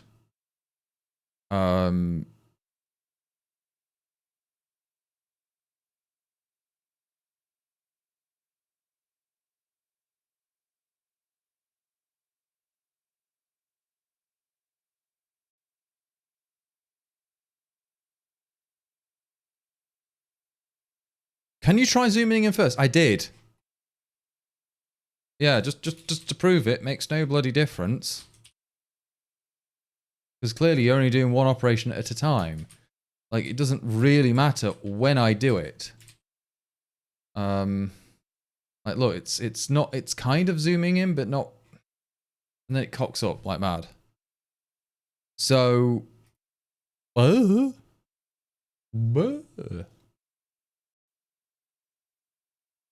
the zoom factor before the offset lines. I am. Like, look at the code. Just look at the code and tell me what is wrong with that code. I don't want guessing. Like, I'm trying to reason this through. This should be fine. Because how that matrix gets implemented again, if you look at the 2-world space, yeah? There's the target, there's the rotation, scale, translation. That's all those matrices multiplied together. Yeah? And then, yeah.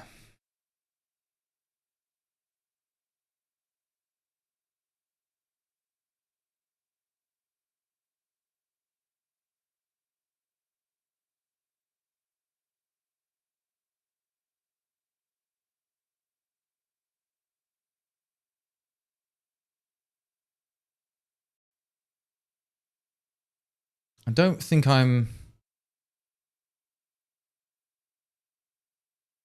Maybe this is all backwards. If this is all backwards, I'll be really annoyed.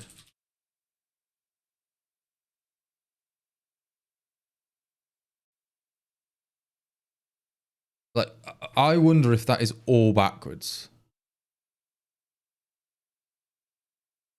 Right, if it is, I need to update the platform code as well.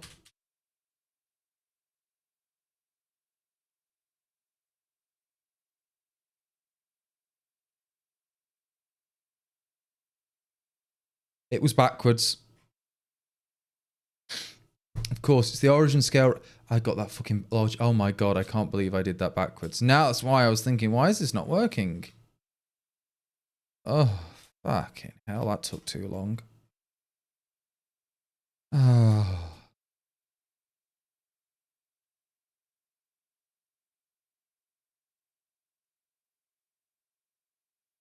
Oops, that was a... What the hell happened there?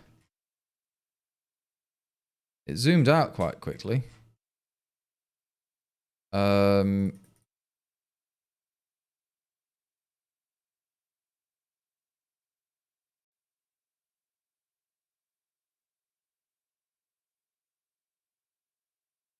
Yeah, so this is one thing that's a little bit weird. So the delta time, I'm going to clamp that. I'm going to put that between the minimum, and let's say I'm going to skip it. I know he's like, oh, delta time's not going to be fine. I'm like, yeah, I'm going to just say that's maximum of, let's say, 10 frames per second, because I don't want massive jumps.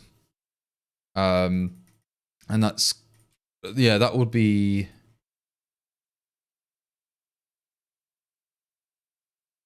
Yeah, one thing I'm doing here is that when I'm drawing stuff, it's as if it's...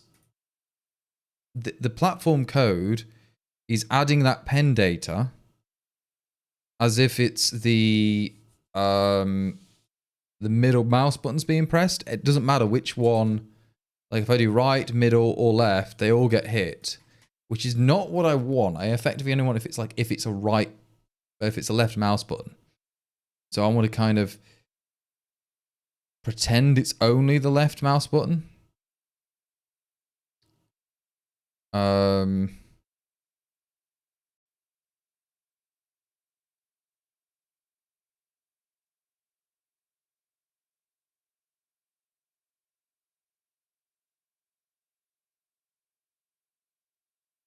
Let's make that switch. Why aren't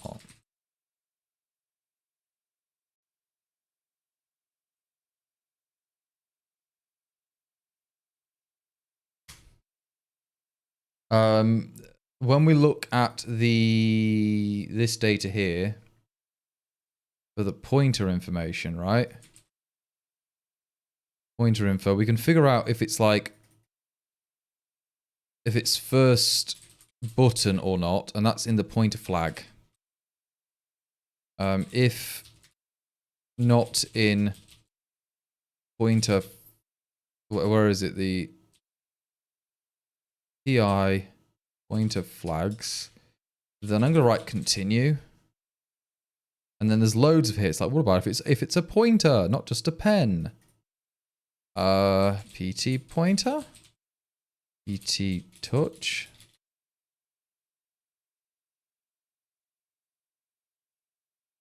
PT touch pad?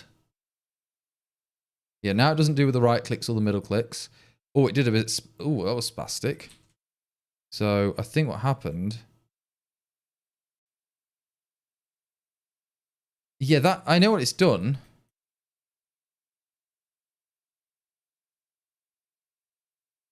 because it's not registering it as if it's a release, is it? So if it's, I should say, but if it's, and also not an up command, then I don't have, yeah, that's fine.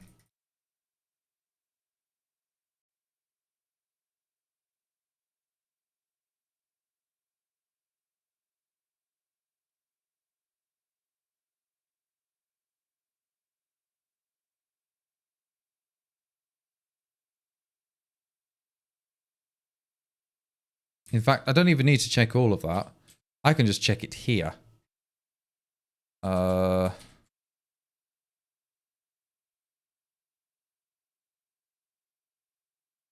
because it would work with the mouse, and then you've got the eraser. Yeah, okay, so that's the logic I needed. So we are getting there, and we're so goddamn close. So tonight we've been really, well, I've been productive. Say we, it was a royal we. I was leaning back too much on my chair. That wasn't healthy.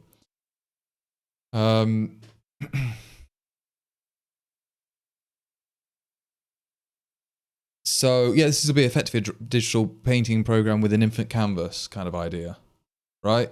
So to prove that we've already got the infinite canvas stuff working, if I do this, if I go, let's say, okay, what I'm going to do, firstly, the brush size is so small.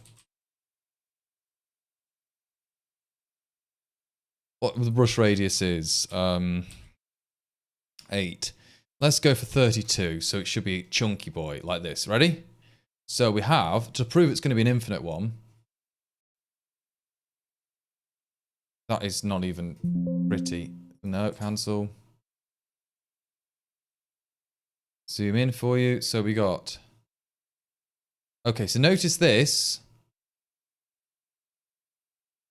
It's not registering the positions of the stuff, right? Which is, this is all kind of wrong.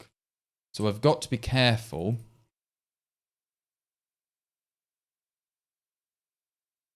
I don't want to register that as a pressed. Yeah?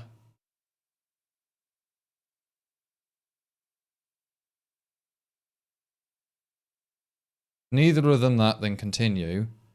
But I only want to do... if down not in PT... You know what? No, if... Oh...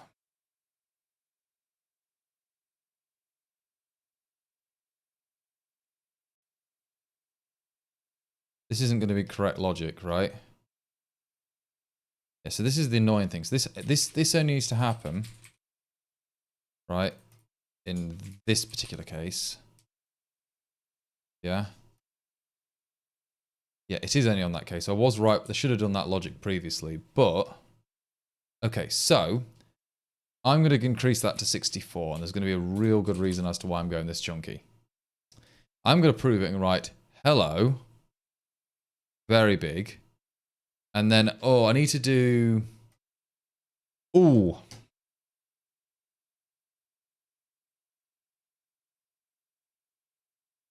I need to do a different color every single time, right? This needs to be a random color. No, it needs to be rand. I haven't got rand in here yet, have we?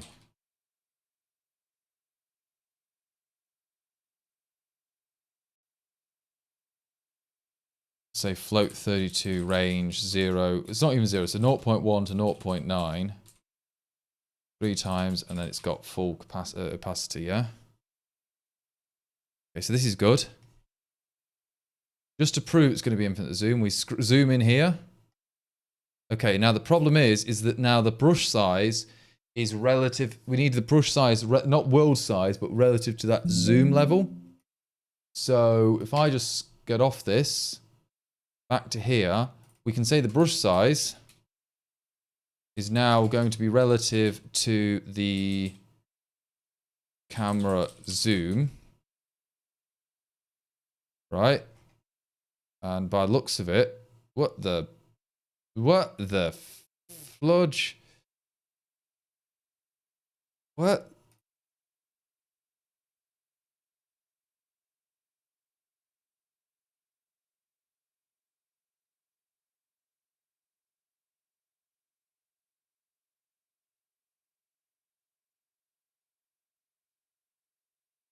Needs to be divided by it then, okay.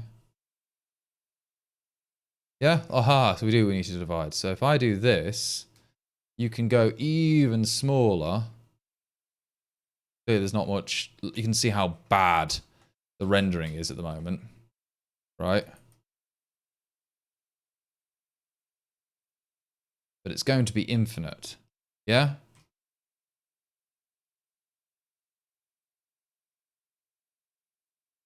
Oh, look how bad that's starting to look now. Because I'm using float 32s, and float 32s are really clearly not the right option to use. Most likely. Oh god, look at that. So it's not an infinite zoom because it's floats. Oh. Oh. Frame rate's not dipping, don't worry. It's just... Oh. Brother, Brother,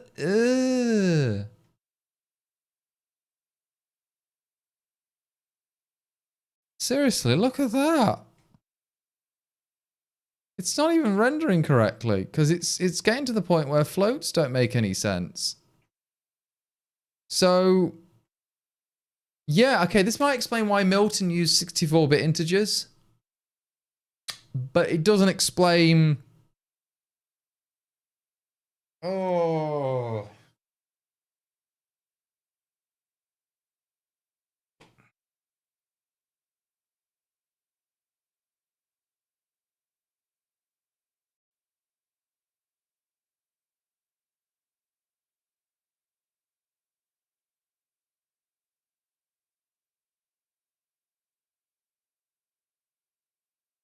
No, you're right. Fixed point math wouldn't have this problem, but the problem with fixed point math is it does limit the amount of zoom you can do. And you may think, oh, what does the actual infinite zoom? Well, I've seen many of those programs that do have the infinite zoom, and clearly a float 32 is not enough. 24 bits, I know it's 32, but you know what I mean, 24 bits of the integer precision isn't enough. Look, I'm not even zoomed out this far, so I've gone from this. Now, the thing is, you could go bigger and bigger and bigger and bigger. Right? They don't look bad. We zoom in. So, by the way, if you get to a certain size, they're not going to render anymore. So we can probably figure that out with the clip rect. But look at this.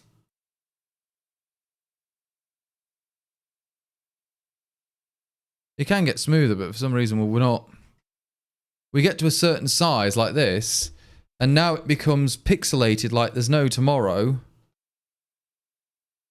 Because it's not, because it's dealing with floats, right? And only floats. I keep leaning back because the chair's not high enough. Right. So it keeps dealing with the float. We're hitting the float precision straight away. Oh, great. This is annoying.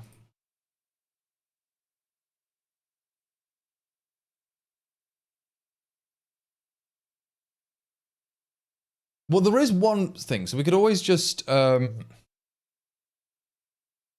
we could always set up the title bar. Right, I need to figure out how I do that. Per frame. So for the platform...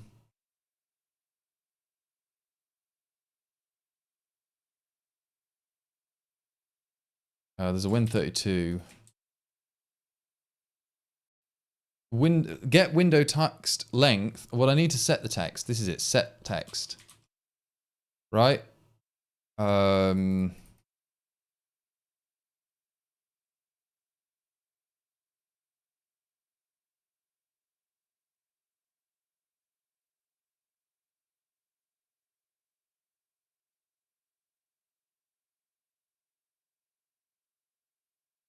Cuthbert? No, Cuthbert. Then we're gonna have like the frame rate as well, but I'd rather do like milliseconds. Yeah, milliseconds per frame, and then it's gonna be zoom. I'm just gonna do %G here, right? So this is going to be delta time, I'm guessing. And then that one's going to be the camera zoom. Then the problem is with that title text, I effectively need to do UTF-8 to W string.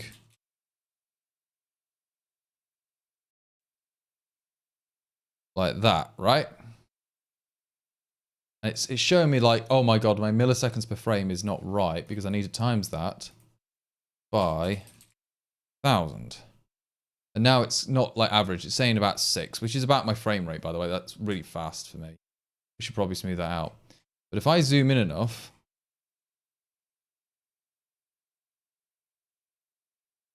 just zoom in a bit. When we get to here, look, the zooms, it's breaking down. So it's really breaking down. Like, as soon as we get to like these scales, that zoom factor is technically the inverse problem at that point, right? So I'm going to do the inverse zoom just so I can see what's going on. You can't see that, I know. So I zoom in here.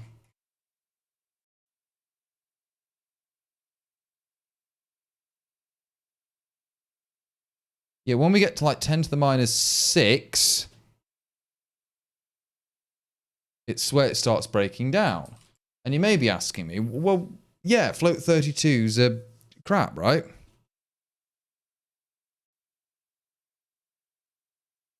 And well, yeah, they are actually. And look, you can see the camera's even getting like bad.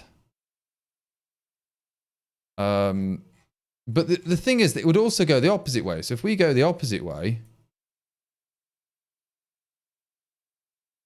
there'll be a point where this starts to fail.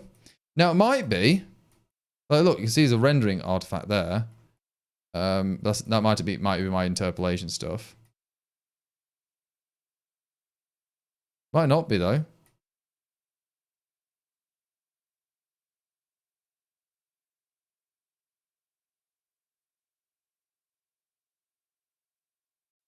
Oh, there we go. Breaks quick enough there. So, yeah, that failed. How would vector graphics facilitate infinite zoom? Sorry, it's just a really random like statement to make. Like, clearly I'm using floats. What would this is vector graphics, effectively what I'm dealing with. It's not pixels.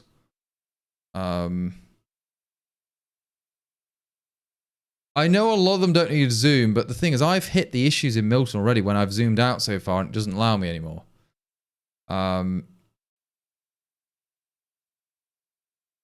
Yeah, it's when you're far from the origin as well. So maybe I shouldn't be doing floats, and what I need to do is fix point, and then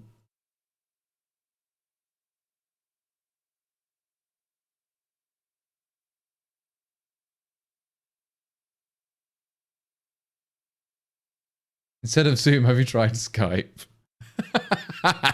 Sorry, that's a good joke. Flow 64, all that's doing is, yes, you've doubled the precision, but that means you've only doubled the zoom amount, like in orders of magnitude, right? It's not like one more order of magnitude, it's double the order of magnitude, and it's not like that's not great. I'm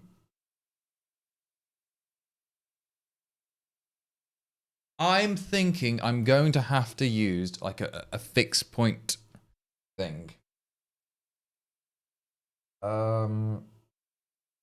God damn it, this is a pain in the ass. And here's me thinking I wasn't going to need it. And the rendering system I'm working on here won't work on the web browser then, so I'm going to have to gut all that out and just do something different. Fun. Absolutely fun.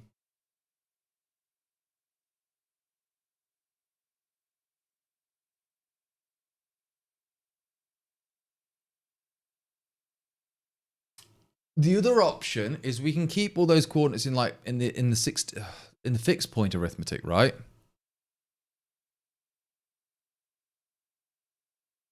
Right? That's what I'm thinking. And if we do the fixed point, we can then just calculate it in the fixed point, then do it to the local screen in whatever the screen space is, because we know that'll work in the screen space, and then convert that into the floats when we need it. Right? Because I keep saying right, I'm sorry, I'm turning into a habit of someone else I used to know. This is not good.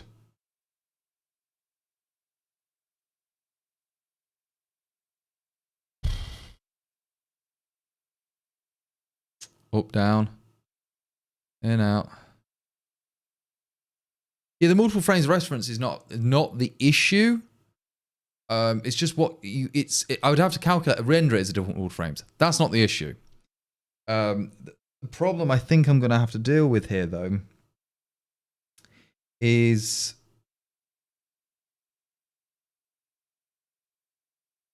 calculating the fixed point math. Oh, it's great. Absolutely great, isn't it, when I'm thinking this? I'm sorry, I'm thinking out loud. I'm looking at the chat, which is over here on this second massive monitor.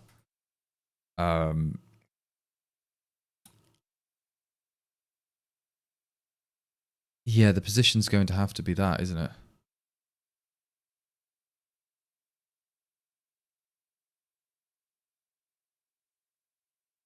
"5 days. I know I've got time. More than enough time. That's the thing, isn't it?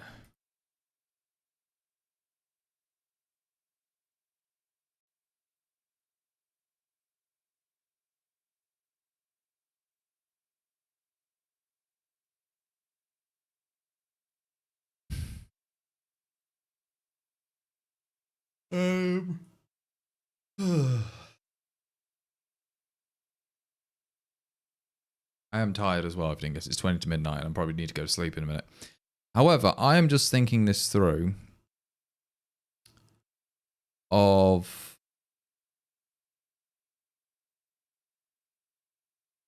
how would I go from one thing to the other to use fractions? I mean, sure, but that would not really improve the situation, is what I'm trying to say. Because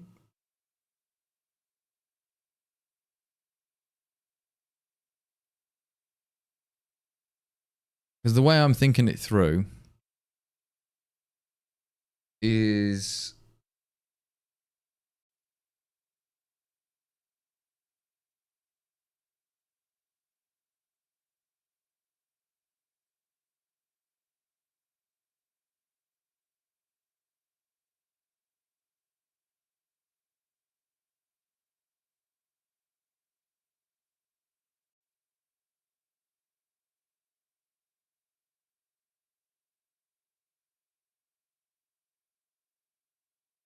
yeah, okay, so I'm going to have to use fixed point arithmetic here. So this is annoying, but it means fixed point is the only way to go, in my opinion, I think.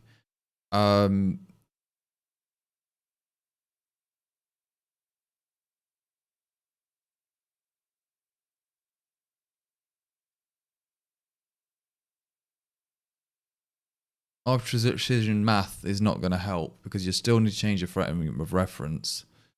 And the rendering would have to be different reference frames. So when you render that thing, it's then got to convert it from its local, like the global space, to now the screen space.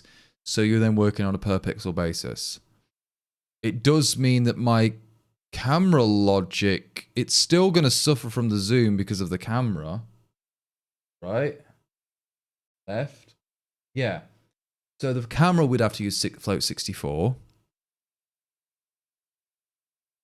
Which is fine. Is infinite zoom really necessary? Yes. I want infinite zoom. Okay? I wanted infinite zoom, and I already know this, even infinite scrolling, panning is going to be the issue. kind of the point of this product, right? You want the infinite zoom. You don't want just a basic drawing program. I wanted a little bit more than that because I really wanted a little bit more than that.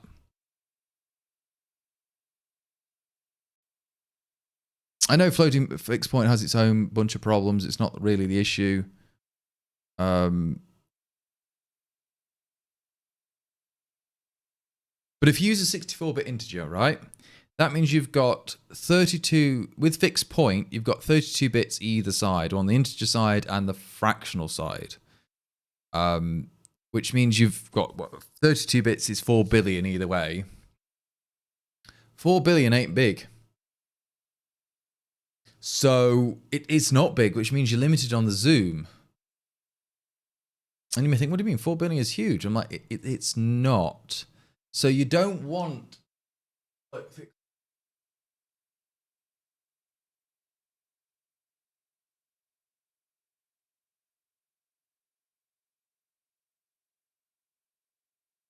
Maybe the solution is to go to 64-bit integers, store everything as 64-bit integers, but then when I do the rasterization, it'll be 32 because clearly that's what the GPU wants, and do it relative to the window. Yeah?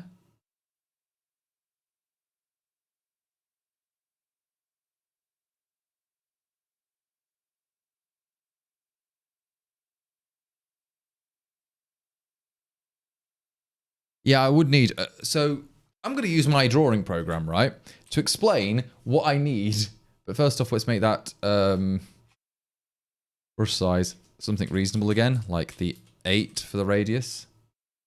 So, the problem I've got is I do want the infinite zoom, right, but also infinite panning. So you want... Oh, God. It's doing the random colours. Oh, I forgot I was doing the random color thing. Right, there we go. I want it to be infinite in both like these directions, so I can pan out where I want, no problem. But it could also be infinite zoom, so it's infinite. I'll put that in brackets. Pan and zoom. The pan. If it was just panning, then F32s would be relatively fine. If you couldn't zoom in, panning would be fine with an F32. But because I wanted the zooming, I don't think F32 bits is not enough precision. In fact, that's 24 bits really is what you've got. So you'd have to go to the 64-bit integers, but then you've got this problem. You could always go to a 64-bit float, and then you'd limit yourself where the max zoom is and the max everything is. So you'd go to like 53 bits or 52 bits maximum before. That's perfect integers in that regard. So whichever way. So if you were going to 52 big, 52 small, 2 to the power of that, whichever. What is that in base 10? 2 to the power 52 is about 10 to the 4 to the 50, 10 to the time, 4 times 10 to the 15. So you've got 15 orders of magnitude either way, which is fine. So the 64-bit approach would work, right? Yeah, it would work.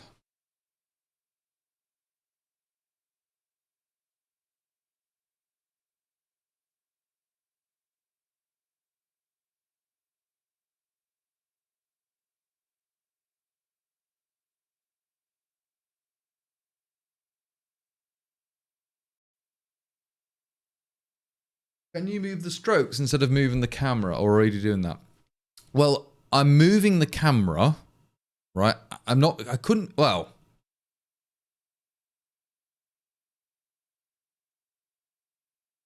The annoying thing is the strokes in a group could all just be relative to to that group. So they've got their own local frames in that batch, sorry, in the batch, let's say. But then the other batches, I'm like, that's annoying. Also, I'm just loving that I'm actually writing in my Cuthbert here, and it's working, and like this lovely, it's working as I expect. But you can't even see what I just wrote here, by the way. I wrote Cuthbert I haven't done undo redo yet. I just want to get the zooming working, and then once I've got undo redo will be relatively trivial, I think. Because there's two approaches for undo redo, right? You just cheat. With the undo, you just keep removing the length, yeah?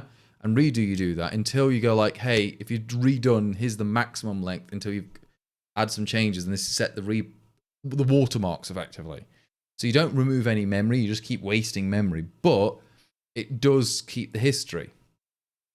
The other approach is every time you make a big change, you just keep saving that to the whole file every single time doing it. That I think is going to be costly and it's not going to be worth it. But the undo redo thing, you don't even have to reset it. All you'd have to do is recalculate the bounding box for that batch every single time, which is not going to be that costly. But you would get the undo redo for pretty much for free.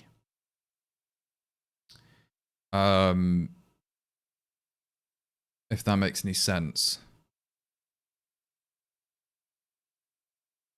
I do think for that background, you said you like it. I actually think I want a bit more green in it, to be honest with you.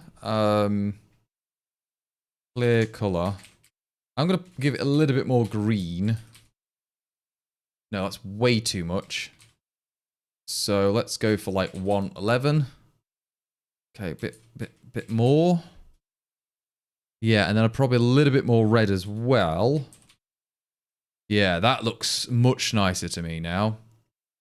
Yeah, that's nicer. The yellow's lovely as well. Like, oh, it's all working. But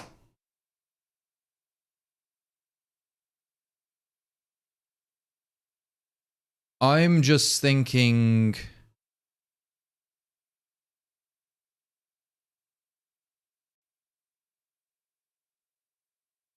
Yeah, I'm gonna have to store everything, and I mean everything, as F32, F64s now, right? So this rect here is actually a bounding rect, but I'm gonna just call that. So they're gonna become F64s. Yeah, everything's now going to be broken because I need these to be F64s everywhere. Right, those can be 32s. It's not actually that much of an issue.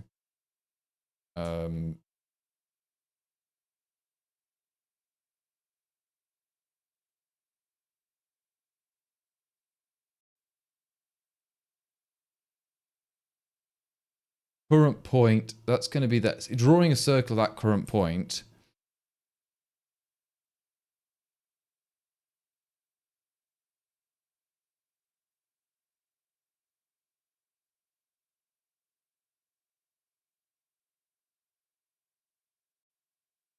That's okay. I can't just do this massive change on stream because I'm just too tired, to be honest. I won't bother.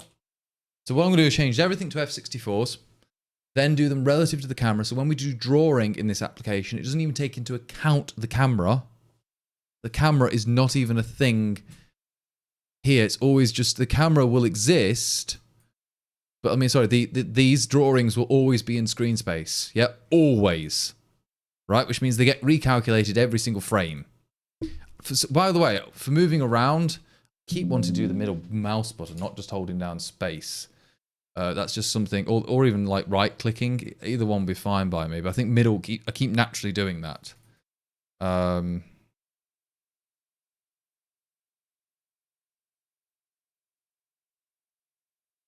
Seriously, it's kind of a yeah, it's just something I'm naturally doing. Is just using the middle mouse button to pan.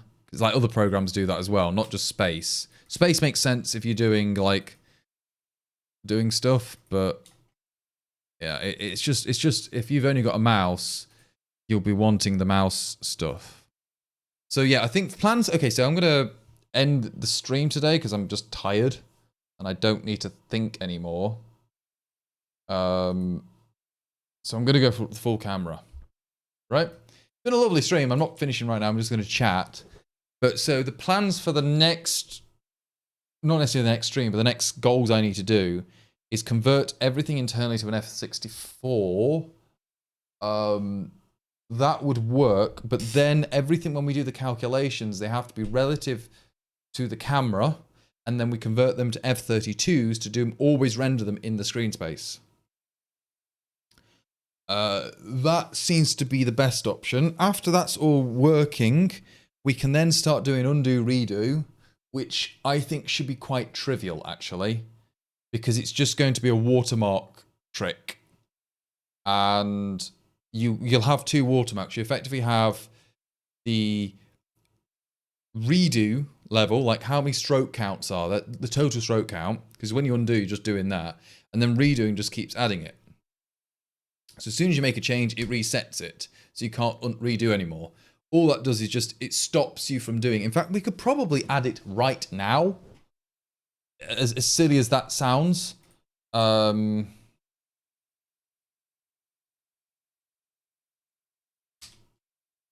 Yeah, as silly as that sounds, I think it's doable with the undo redo system.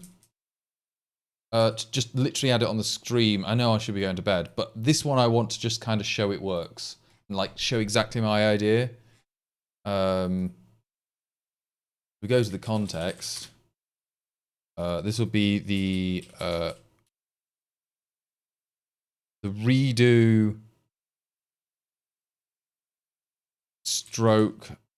No, total stroke count. Whatever. And then we can also limit it on the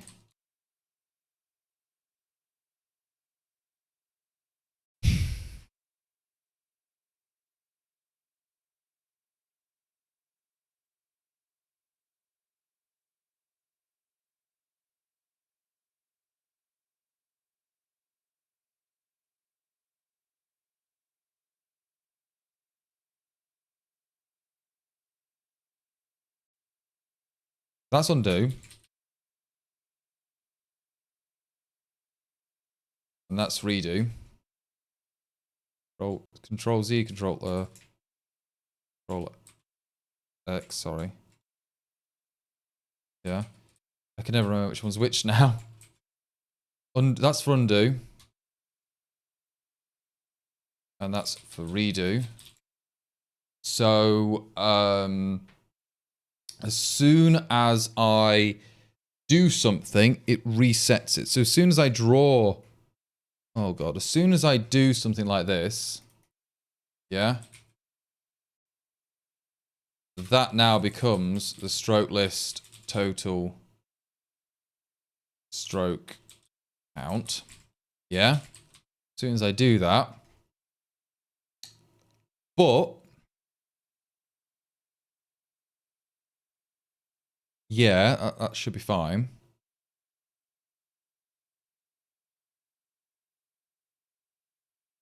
Yeah, I know there's multiple different ones are doing. Yeah, I know. I know, I'm just...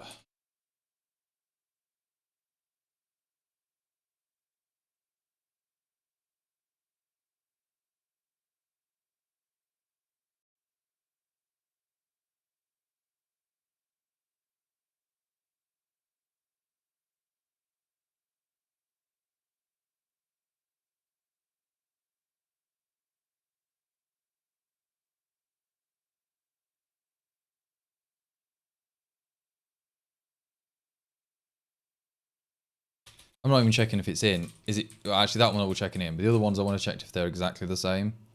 So... Perform... Undo.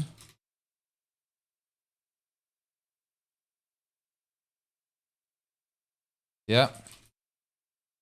Perform redo.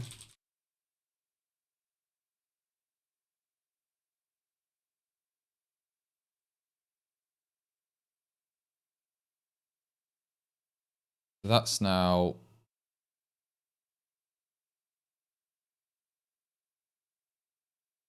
Yeah. But that's an int. Why did I deny 32 though? That should be an int. Yeah? So if I now do an undo, perform redo,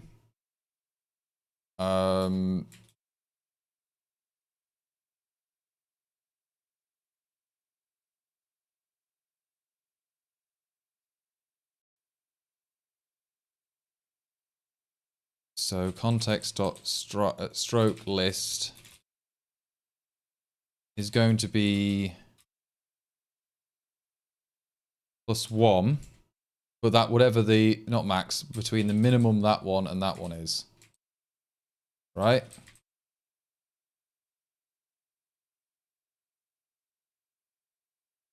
No, it's not Control X. Oh god, I'm a moron. It's Control. It's that. It's Y, isn't it? But undo, redo. I always do Control Shift. I know. I'm just thinking what I was thinking in my head.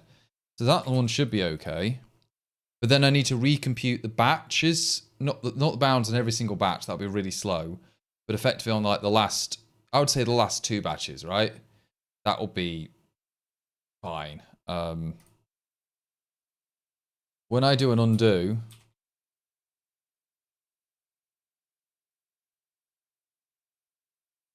Let's do that. So I need to go through the batches. So for each batch,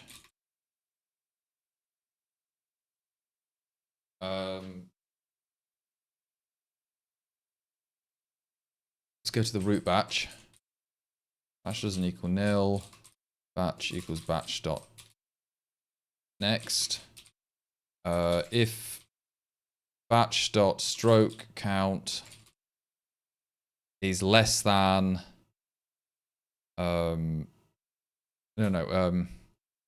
shit, I need to go backwards on these, don't I? So effectively I need to have the tail on here, not just the root. I need to know who the newest is so I can iterate backwards on this shit. I should have probably added that onto the batch list. Here's a batch. And then we also have previous. Some of them won't actually exist. And then I'm going to have the tail here. So the root is the head, by the way, if you didn't guess. List.tail. List.root.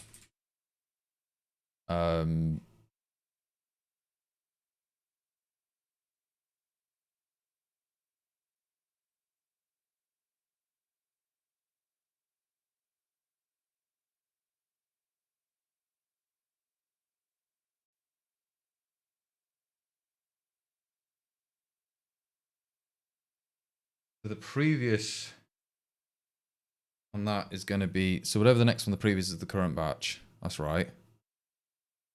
And then whatever the previous of that one is going to be the next. Yeah, that's right. So now that gets me a tail, so I can work my way backwards. So for batch, context, stroke list, tail, batch doesn't equal nil, batch equals batch dot previous. Yeah. If batch, if the stroke count is greater than 0, and then we're going to break from that, yeah?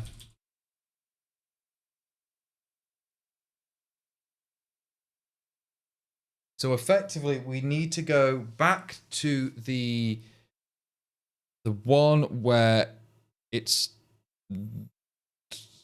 yeah, where it's the first one that isn't 0 in this list, right? It's more than 0. If it is the same as the length of that one, yeah, then we need to go to batch.next. Yeah. If that is equal to nil, then just return. We can't do any more. Or not term, just a break out of all that. Just do loop. Loop. So we break, it's not there. This then now needs to have the stroke count equals 1. In fact, I want to say that is equal to 0. Yeah. Otherwise, else, this is another one there. If it doesn't equal 0, that's fine. Otherwise, it's in this one. I want to do that. Right?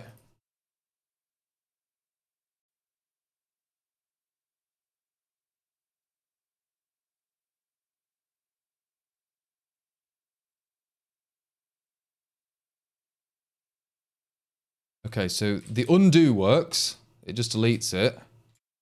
The redo, I'm just checking to see if perform redo even works. Right? The perform undo. Oops.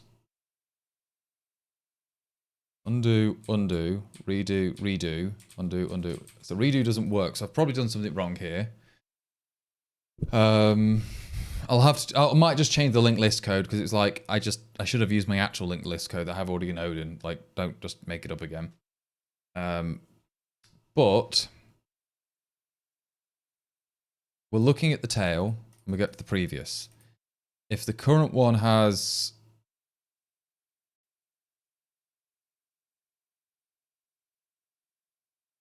if the stroke count in that is greater than 0,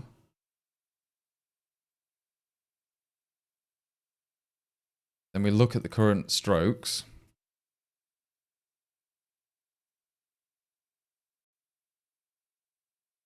But if it's full, then we actually wanted the next one. That's not nil. We need to make sure there's 0, and then we're going to add that in there. And then we'd need to recalculate the bounding box.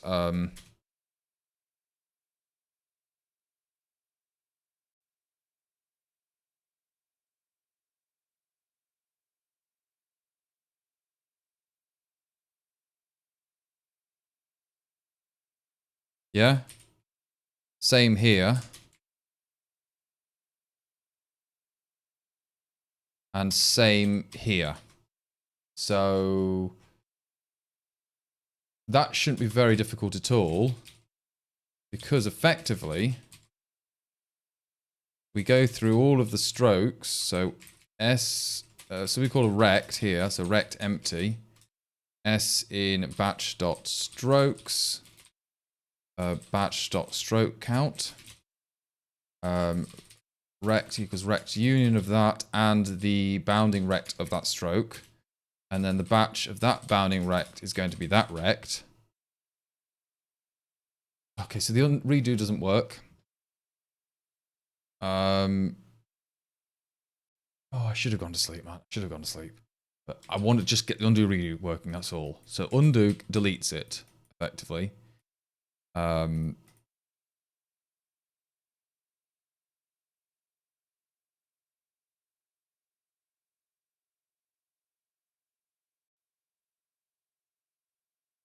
Like this can't do any more undos, right?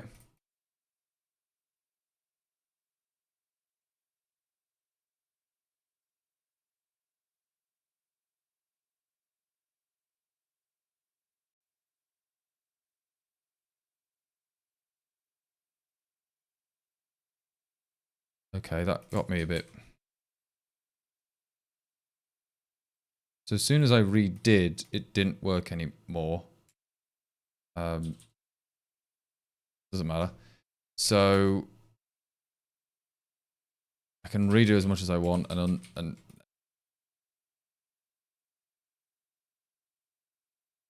it's saying that's a redo. I'm gonna do Control Z.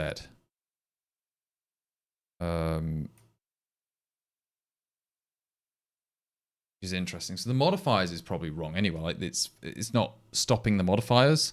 So I'm gonna have to be very careful on that bit of code. Okay, so the redo works there. But it doesn't undo completely. Right?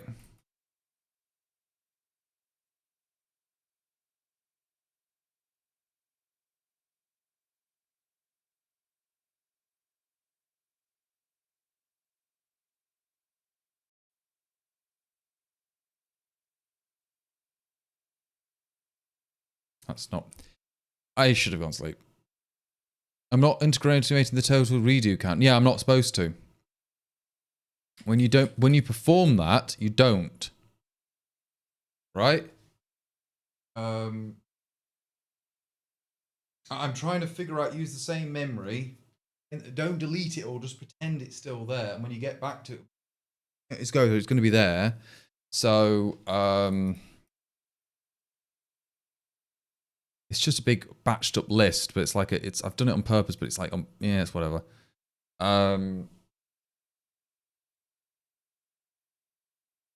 So let's just think this through. So the undo is we get the tail. That batch is not nil. Go to this. If the batch has got a count of 0 in it, then if not 0, then we do this. Then we break out and we're done. Otherwise, we need to go back to the next batch and we're, okay, there's now something here. This has now been... Just make sure I've got like a sanity code in there to do that. And then we're going to recalculate the bounding rectangles for the batch. Right? Dead simple. Okay. That is dead simple. So that's the undo. The undo makes sense. It's just the redo doesn't actually work.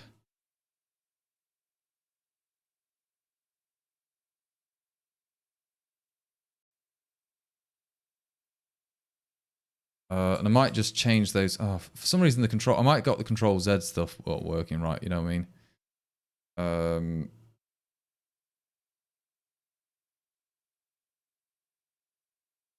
I'll have to get the shortcuts working correctly, but... Yeah, so I think the modifiers are stuck down on my platform code. Which is annoying. But it shouldn't be the case, because when we go to the IO code... The modifier... Yeah, in it, the modifiers get set to 0.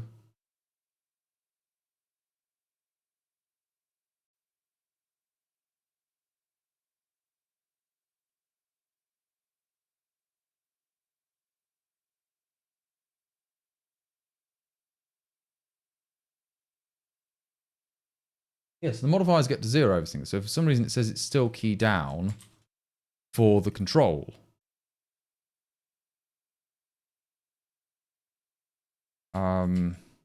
Okay, so there might be something wrong with like where this processing of the keys are.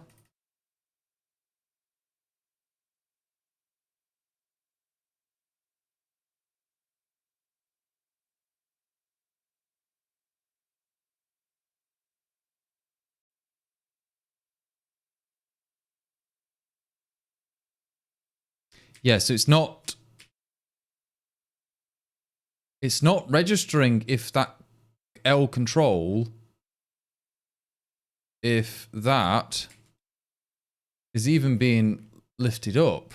But if I do the other keys, yeah, so something's gone wrong with the control. So there is, okay, this was another bug. Fucking hell. I wrote code that didn't work, but it's like, okay, so these are controls. Control menu or shift, yeah. Is down, wasn't, was down.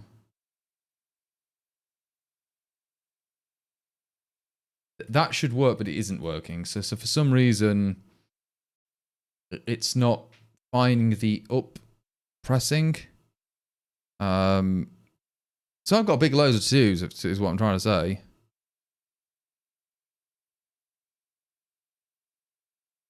See, like it's never... so these just get permanently stuck down.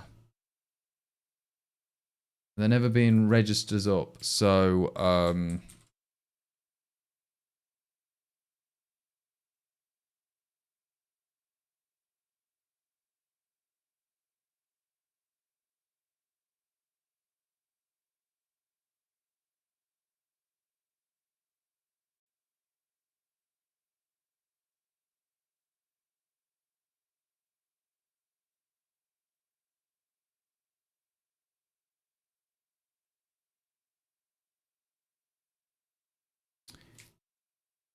so it says... I can get rid of the print here.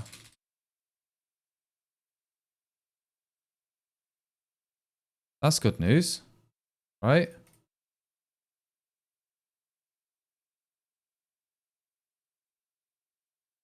And then it's registering it as 0, though.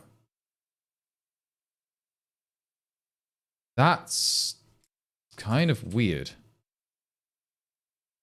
It says 162. So what is that?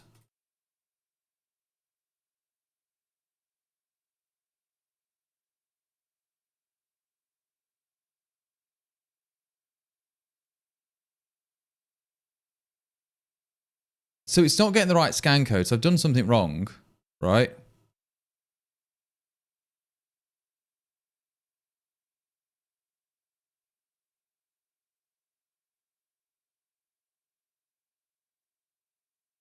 Maybe I'm not masking it correctly, but I'm looking at the docs on the side here. So it's just a OXA2 is left control already.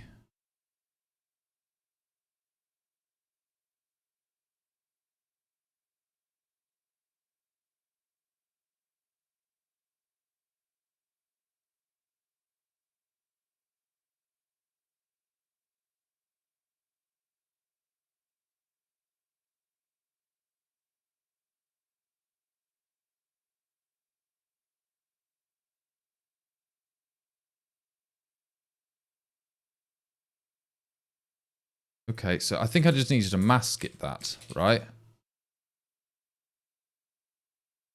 So if I now do the Control Z, Control Z, Control undo, Control Z. Yeah, so that's working. So it was just this. I needed to mask it. Okay, that was simple enough. Now the undo redo system. So undo, undo, undo, redo, redo, redo doesn't work. So when I do a redo, I'm looking to see if there's a stroke count greater than 0. Now, oh no, so I hit the problem was what if I'm in the middle batch and or batch.previous equals nil, right?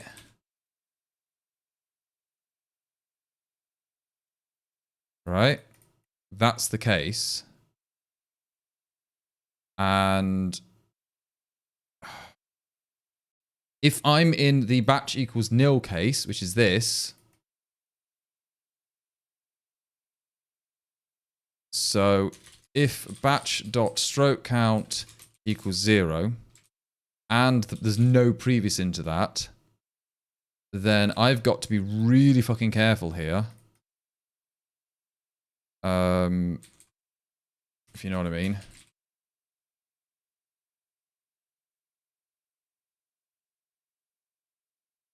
I've got to choose whichever the minimal is for the total redo count on this. God, that's complicated logic. The undo fails now, so...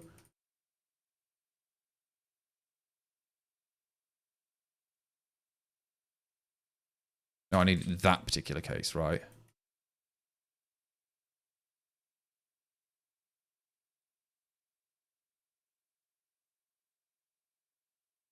Okay, that's working. I'm only saying right a lot because it was an old joke and I've stuck doing it and it's annoying, okay? Really annoying to me. I notice it as well. It's a bad thing to do.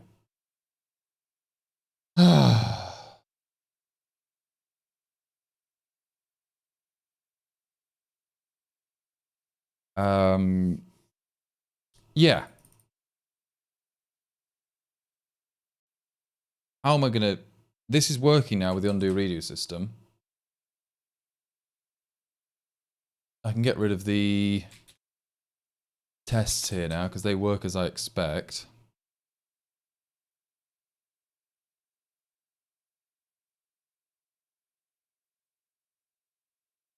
I don't need to do this check every single time. So if...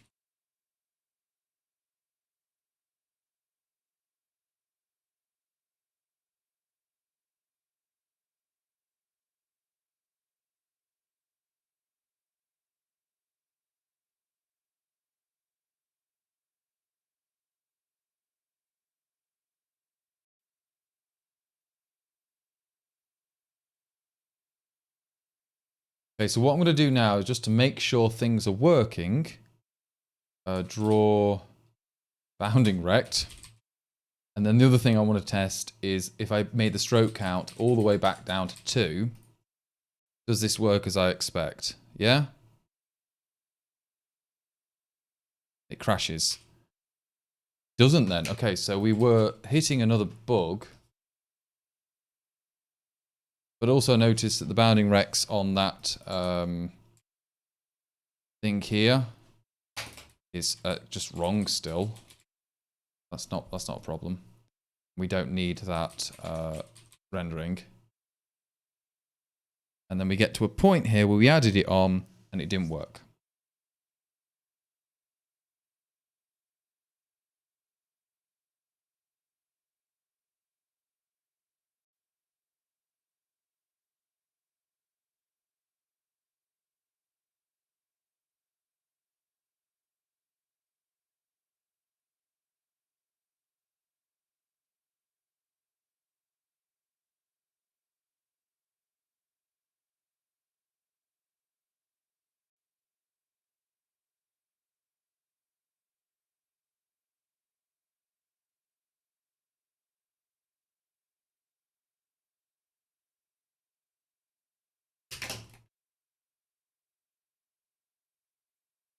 So I need to put this into a debugger.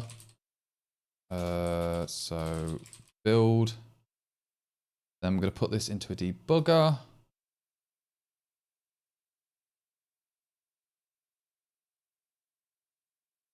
Right, I'll add new one.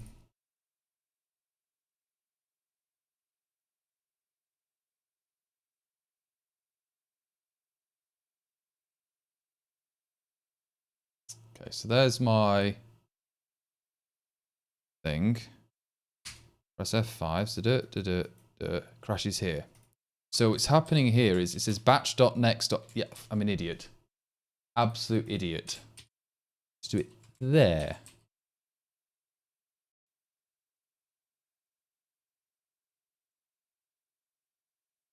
There we go. Wonderful. We've got undo redo system working, guys. Well, I have at least. So I've got this. It's got a bounding rect. It's trying to draw when it's trying to do a stroke. It's not complete yet. That's kind of a silly thing, but that's because we've got the bounding recs on. We can just disable that again.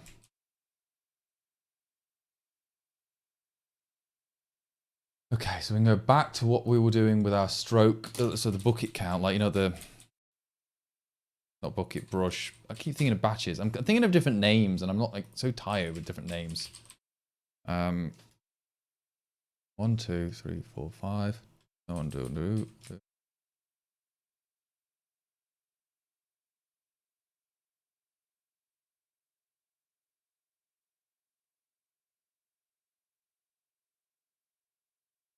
Okay, I am calling that a night now. We've got undo redo working, and I told you how I was going to get it working. A bit fragile, but it works. Oh. So, that is done. I wasted an extra like 30 minutes on that, and I should have slept. But yeah. Okay. So, hi everybody. Thank you for watching tonight's stream. It's been really quite fun. Clearly, you've seen I've got enough progress in 2 days. We've got the general thing working.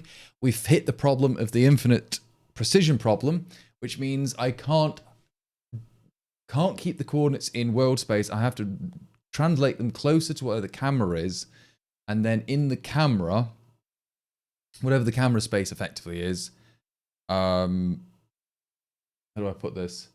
Whatever the camera actually is at, we then do the local coordinate transform for those float 64s, convert them into screen space coordinates locally, and render them.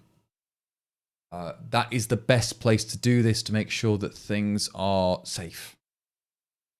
I don't think fixed point is a good idea, but it won't be truly infinite. I think if we limit the zoom levels to, like, again, the 2 to the 52, which we figured out was how many orders of magnitude was that? Already forgot now. 2 to the 52 was, oh yeah, 10 to the 15-ish. That should be doable, I think. We should actually have, that should feel okay, I think. That should feel mostly infinite. And if you need to go even more than that, I don't know what to say, actually. We may have to do like another layered batch system on top of the batch system, which is like, oh, fuck it. So, yay. I hope that helps everybody. So, yeah. Thank you very much for watching, and stay tuned for the next one. I might be tomorrow night. It might not be. I haven't figured that out yet. So yeah. But thank you for watching. And as always, see you next time.